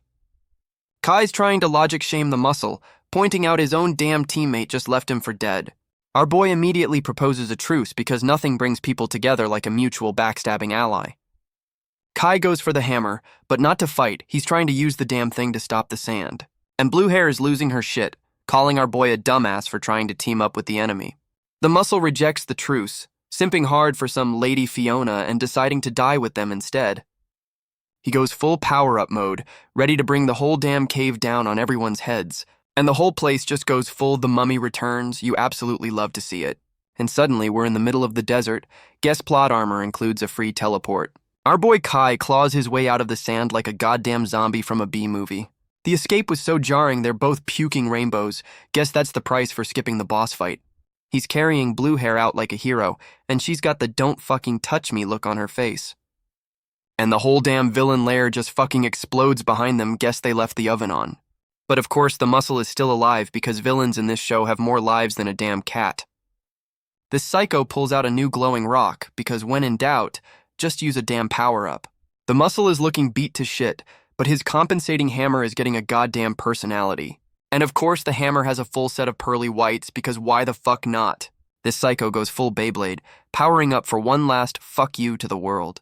Our boy explains he ate the grandpa juice and Blue Hair is just trying to keep up with the bullshit. The hammer is screaming for more food. Guess that power-up came with a serious case of the munchies. This psycho is literally apologizing to his hammer for giving it bad vibes. What a fucking conversation. He's crying about enduring pain for some Lady Fiona. The simp levels are off the goddamn charts. And the hammer just fucking bites him. Guess the therapy session didn't go so well. He's still apologizing while his own damn weapon is eating him. Talk about a toxic relationship. This motherfucker literally offers himself as a sacrifice, the ultimate simp move to end all simp moves. The muscle is getting eaten by his own hammer and is smiling about it. The simp levels are off the charts. And the murder hammer immediately celebrates its meal by shooting a goddamn laser beam out of its mouth. Our boy and Blue Hair are barely holding on against this simp-fueled Kamehameha wave. Kai's stating the obvious, realizing the grandpa juice is basically a super steroid for psychos. And the hammer just fucking evolves into a shirtless dude in a tie. What the hell is this power system? This new helmet dude is celebrating his freedom, already talking shit about his master's fake justice. He's on his villain monologue, happy he doesn't have to listen to his simp-ass master anymore. Our boy is asking the important questions, like who the fuck this new guy is and where the old one went. And this motherfucker just casually admits he ate his master. What a fucking team player. He renames himself Iron Man, which is the most unoriginal dollar store superhero name I've ever heard. This new psycho hits them with the, thanks for freeing me, now I gotta kill you logic, because his dead simp master said so. He's still simping for the master he just ate, saying he has to honor his last wish. What a fucking hypocrite. He immediately speed blitzes our boy, who's completely shook by how fast this new psycho is. But our boy Kai manages to block the kick. Guess he's not getting folded that easily. Iron Man is just chilling in the air, dodging whatever our boy threw at him like it's nothing. Kai's brain is finally catching up, realizing this new psycho is basically his equal in a fist fight. Blue Hair finally decides to contribute, jumping in to make this a proper tag team beatdown. She goes for the attack, but this psycho is already blocking her like he's got eyes in the back of his helmet. Her sword gets stopped cold. Guess raw power isn't gonna cut it with this one. And this motherfucker just catches her sword with his bare hand. What a goddamn show-off. Blue Hair is completely shook, realizing this new psycho is built different from the other trash mobs. This dollar store Ultron is bragging about his new body, like he's not about to get folded in 5 minutes. And our boy Kai immediately serves him a knuckle sandwich. Guess that unbreakable body has a warranty. The new psycho gets sent flying. Guess he wasn't ready for the main character's plot-armored fists. Our boy is pissed, demanding to know who the fuck this new jobber is that interrupted his day. Blue Hair is completely lost, asking for a fucking explanation while our boy is trying to have a moment. Kai's dropping lore mid-fight, explaining this new psycho is missing the usual emo beast vibes. He hits him with the "you're not a real shadow beast" accusation, playing detective with his fists. And the helmet psycho is laughing his ass off, completely amused by our boy's little deduction. This motherfucker is floating there, talking down to them like he's about to drop a new DLC for the lore. This psycho is on his villain monologue, saying he's built different and always wanted to eat his simp master. He's bragging that the grandpa juice gave him a power-up, and his master willingly became a happy meal. And now he's got to kill them to complete his Pokemon evolution into the ultimate shadow beast. What a grind. Our boy finally uses his brain, calling out the psycho's bullshit and suggesting a team-up attack. And they're off, going for the classic pincer move like they've actually practiced this shit before. Blue Hair's attack gets completely stonewalled. This psycho just parries a sword with his bare fucking hands. Our boy Kai follows up with a solid punch to the dome, trying to ring this psycho's bell. But this motherfucker just tanks it, bragging about his impenetrable defense like a raid boss. Kai hits him with the smug, "Who said I need to break it?" You just know he's about to pull some bullshit. Our boy goes for the stage hazard, punching the ground to fuck up this psycho's footing. The new psycho is clutching his chest, completely shook that our boy's bullshit attack actually worked.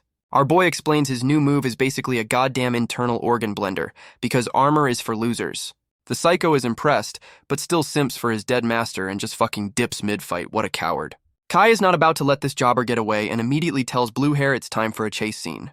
But of course, a giant fuck you magic circle appears to stop them, because villains love their escape plans.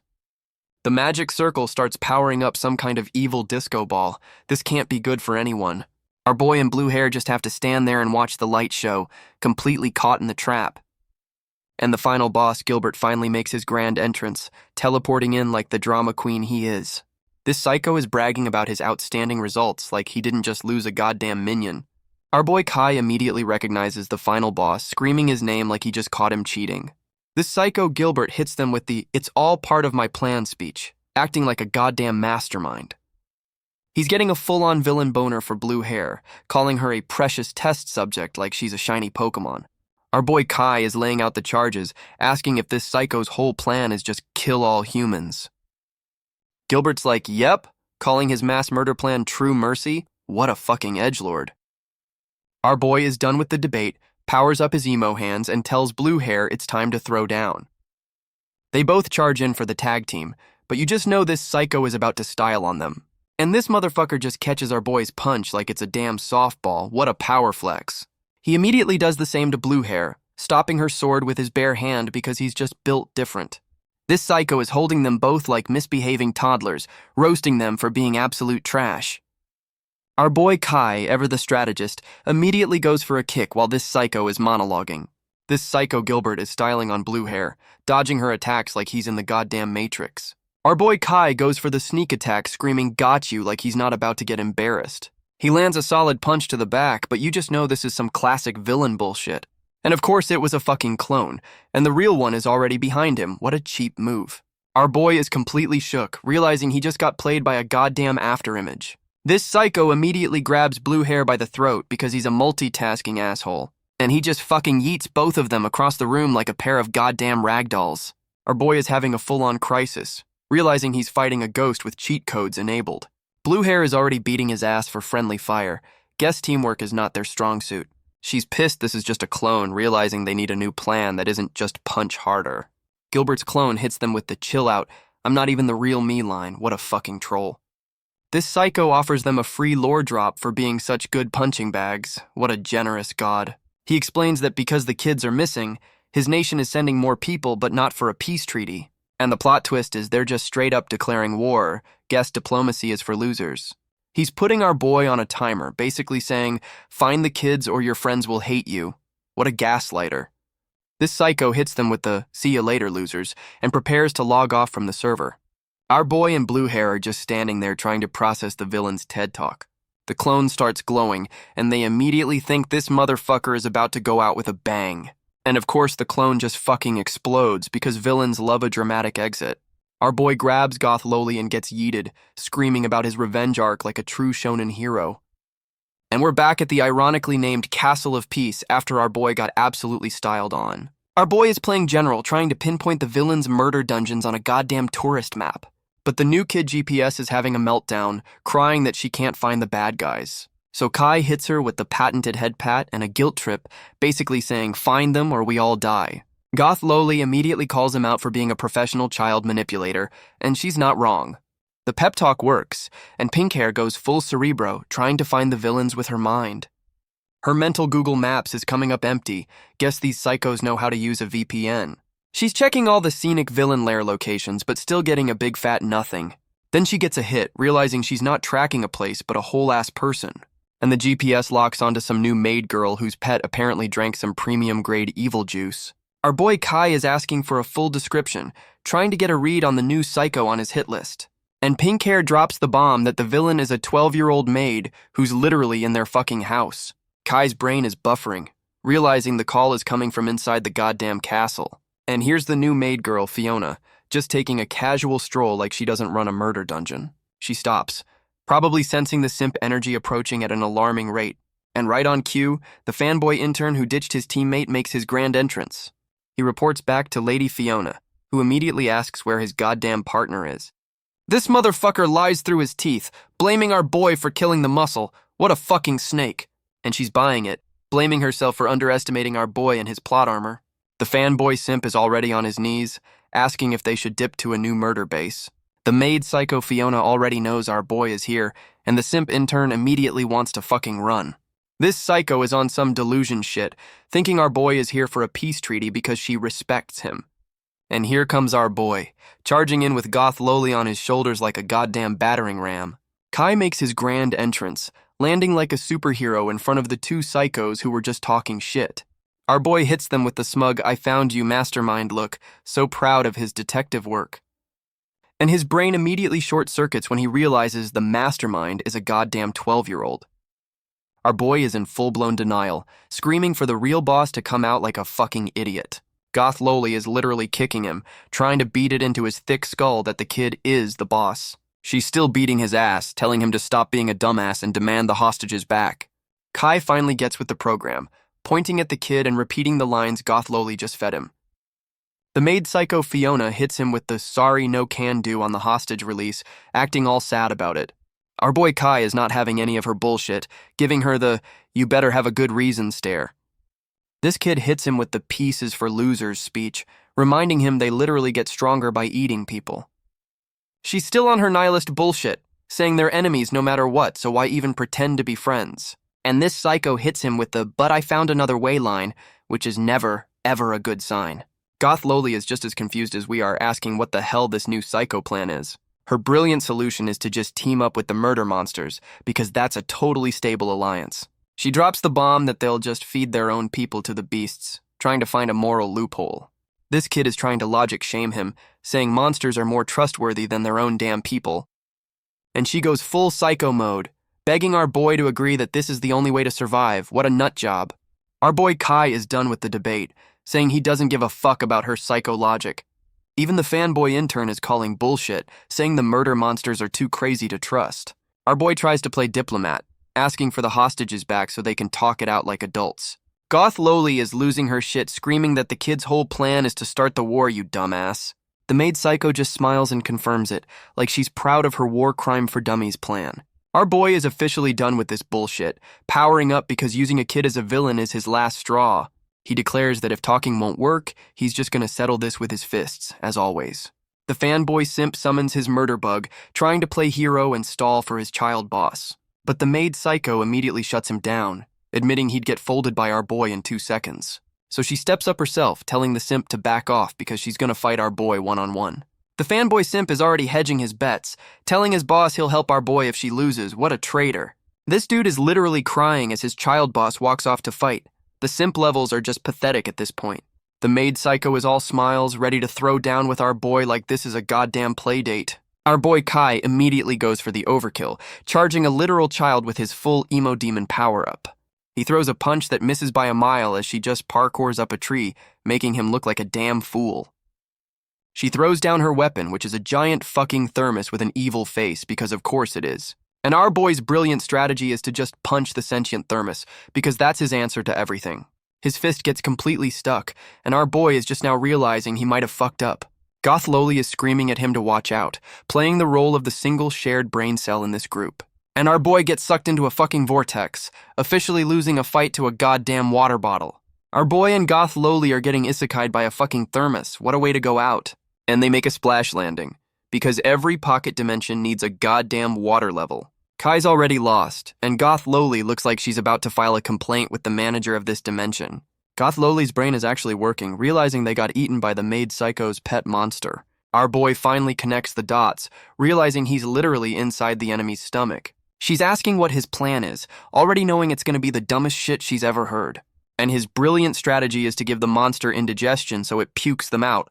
What a fucking genius. So our boy immediately starts punching the water, because that's his solution to literally every problem. He's just splashing around like an idiot, trying to beat up a literal body of water. And our boy is shocked that his punch the ocean plan didn't immediately work. What a fucking surprise. The maid psycho is on her villain monologue, bragging that they're trapped in her buffed up pocket dimension. Goth Loli is panicking, realizing this is just a stall tactic so the bad guy's army can show up. Our boy hits her with the patented head pat, trying to act like he's got this under control. Goth Loli is already asking for a plan because she knows this dumbass doesn't have one. And his brilliant strategy is to just walk in a straight line until they hit the invisible wall. What a gamer. He's trying to frame this as a life or death fight, like they're not just trapped in a goddamn snow globe. And right on cue, some new monster shows up to interrupt their scenic stroll because, of course, a giant fucking murder fish jumps out of the water. Guess this is the thermos's security system. Our boy dodges like a pro, leaving Goth Loli to eat shit in the water. What a great teammate. Kai is literally complimenting the monster's art style, like he's not about to become a damn fish stick. Goth Loli is screaming at our boy to get his head in the game because he's admiring the damn monster art. Our boy and Goth Loli are just wading through this pocket dimension, looking like they're on the worst beach trip ever. Meanwhile, the maid psycho Fiona is just chilling on a roof, sketching like she didn't just trap them. This psycho is literally wondering what to draw next. Probably another murder fish to throw at them. And right on cue, the murder fish is back for round 2, because this level has respawning enemies. Our boy's brilliant solution is to just pry its mouth open because punch it is his only move. And he just fucking explodes the fish from the inside. Guess that's one way to get some sushi. Kai's acting all smug after that one shot, and Goth Loli is giving him the "you're still an idiot" look. Goth Loli's brain finally boots up, and she's got a full-on galaxy brain moment about the villain's plan. She explains the maid psycho is just a summoner, using her evil art supplies to draw up these monsters. Goth Loli is explaining the obvious stall tactic because our boy's brain is still buffering from the splash damage. Our boy is genuinely shocked she has a working brain, like he's not the one who just lost a fight to a thermos. She immediately roasts him back, telling him to try using his own damn head for a change. You love to see it. Kai's already on his "the villain is just misunderstood" bullshit, completely ignoring the murder fish from 5 minutes ago. This dumbass thinks they're comrades because she hasn't killed them yet. The bar is literally on the floor. He hits her with the patented head pat, promising to recruit the child psycho who trapped them in a bottle. And he's off again, running towards a goal in a dimension that probably doesn't even have an exit. Goth Loli is just watching him go, having a full-on crisis about her master's single-digit IQ. Her inner monologue just confirms it. Her master is a certified grade A dumbass, and she's not wrong. And they're back to their scenic stroll through the murder thermos like this is a goddamn nature hike. Our boy and Goth Loli are on their walk in a straight line plan, which now includes a goddamn staircase to nowhere. And the scenic hike continues up a whole-ass mountain range, because this thermos has a better budget than most animes. Our boy is now free-soloing a cliff face. Guess the walk part of the plan is officially fucking over. They finally make it, and Kai is pissed this kid's pocket dimension has a full-on cardio workout included. And the maid psycho Fiona is just chilling on a rooftop, explaining she made them climb a mountain for privacy. She hops down like she's the final boss of this goddamn hiking trail, acting like she didn't just make them climb Everest. Kai immediately tries to talk no jutsu her, calling her out for being a summoner and not a real fighter. He's already on his recruitment speech, trying to get the child psycho to join his team with the power of friendship. The maid psycho is looking impressed, but you just know she's about to hit him with the "lol no." And there it is. She hits him with the "thanks for making us stronger by killing us psycho logic. What a fucking nut job." The maid psycho hits him with the classic "it's already too late" line, and you know some fucked up shit is coming. Our boy immediately jumps to conclusions, screaming that she's already folded all the hostages. She just points to a random-ass house about to reveal her master plan, or lack thereof. And her big evil plan is to literally tickle the hostages to death. What the actual fuck is this? Our boy and Goth Loli are just staring, completely speechless at this new level of villainy. This poor lady is literally begging for her life, about to get taken out by a fucking tickle monster. Even the tough-ass soldiers are completely losing their shit. This is the most humiliating way to go. Our boy's brain reboots, and his first thought is, "Oh, they're not dead, I can still recruit her." But the maid psycho is doubling down on her tickle torture plan. Guess the peace talks are off. She explains her plan is to literally juice them with happiness. This is the weirdest power-up system ever. The maid psycho is done with the weird shit, threatening to just start draining their blood instead. And her new plan is a fucking shadow octopus with knives. Guess the tickle torture was just the appetizer. The hostages are getting their life force drained. So much for that happiness bullshit she was selling. Our boy Kai finally realizes talk no jutsu isn't working and decides it's time to actually fight. The maid psycho hits them with the "I'm not a fighter" line before pulling out her goddamn evil art supplies. She's about to summon her masterpiece, which is never a good sign coming from a child psycho. The evil scroll starts glowing, and you just know some final boss-level bullshit is about to pop out. Our boy and Goth Loli are completely shook, like they just saw a ghost from a previous story arc. She didn't summon a monster, she summoned the fucking villain squad. Cyrus and the Muscle are back. And she brought the fanboy intern and some new girl too. This just turned into a goddamn raid boss. Goth Loli is losing her shit, asking why the dead villain squad is suddenly back for a reunion tour. The maid psycho explains they're just high-quality fakes she drew from memory, basically her own personal Funko Pop collection. This kid is outsourcing her ass-kicking to her memory clones. What a fucking power move. Our boy immediately tries to delegate the two biggest threats to Blue Hair. What a great leader. Blue Hair's not having it, grabbing our boy and screaming that a 2v1 is a guaranteed L. And while they're arguing, the memory clones attack, catching our two geniuses completely lacking. Blue Hair is pissed they interrupted her mid-rant, like villains are supposed to wait for a fucking monologue. The fanboy Simp's clone is already on his bullshit, simping for his boss and ready to throw down.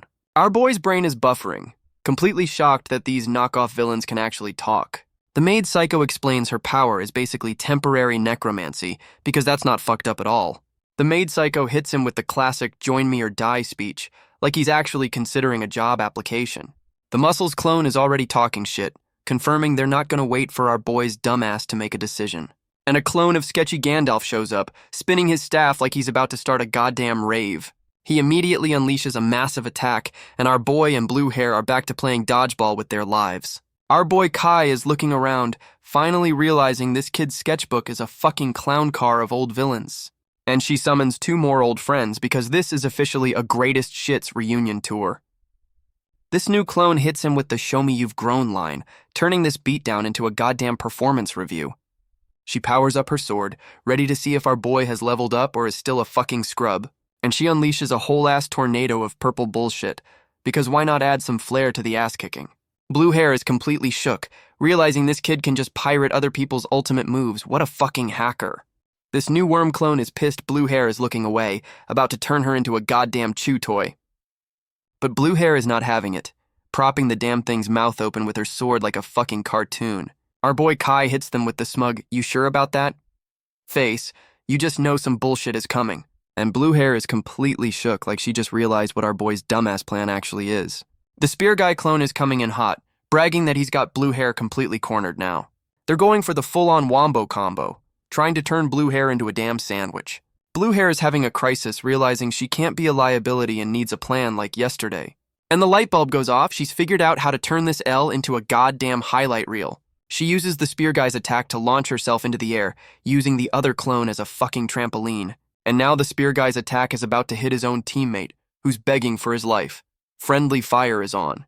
And the Spear Guy's attack connects with his own damn teammate, turning the worm clone into a goddamn crater. The fanboy Simps clone is already bitching at the Muscles clone for the friendly fire. This team is a fucking mess. And the Muscles clone is just like, yeah, I fucking hate you too. Guess the villain reunion isn't going so well. The fanboy is ready to kill his own teammate's clone, and the maid Psycho has to tell her drawings to shut the fuck up. The new girl clone is bragging that Blue Hair got eaten by a centipede. Guess she missed the whole team kill incident.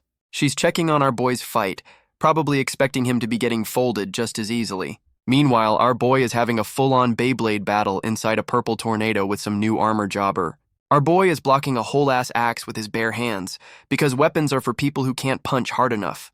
The armor clone is roasting him for not using a weapon, basically calling him a one-trick pony with anger issues. And our boy hits him with the "I'm a specialist" line, confirming his only strategy is, and always will be, punch it.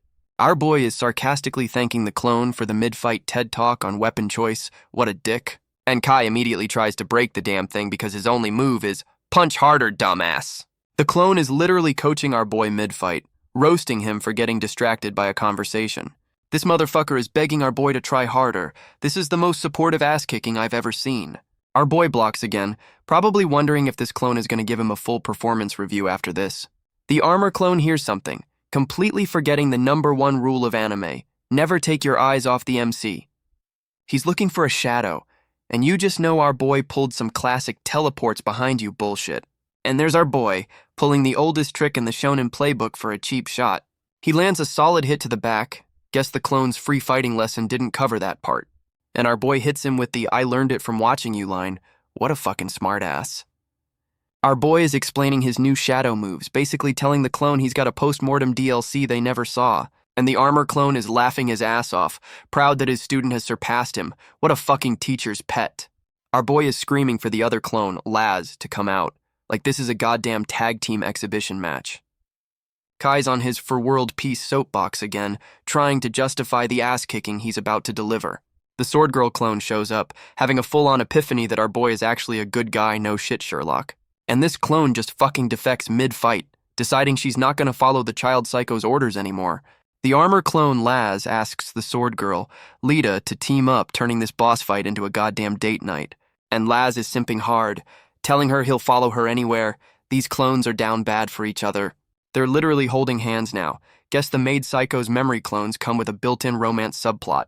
This motherfucker is just happy to see his waifu again, completely forgetting they're supposed to be fighting our boy. Our boy Kai is completely lost, watching these two clones have a full-on romantic reunion mid-fight. The sword girl clone drops a lore bomb, explaining they're just shadow power Funko Pops from the kid's memory. And she hits him with the galaxy brain loophole. The boss said kill him, not don't kill yourselves. The two Lovebird clones are ready to pull the ultimate fuck you to their child psycho boss. And they just fucking stab themselves, turning this boss fight into a double suicide pact. What the hell? Our boy is freaking out, realizing he's about to get a power-up via two drawings committing seppuku. She's telling him to absorb their power like a goddamn protein shake before they log off for good. The armor clone is giving his final simp speech, happy that our boy is going to carry on his legacy. They're giving him the for the future speech as they dissolve, the ultimate shonen power-up cliche. And our boy is crying his eyes out, thanking the two drawings for the free XP and emotional trauma.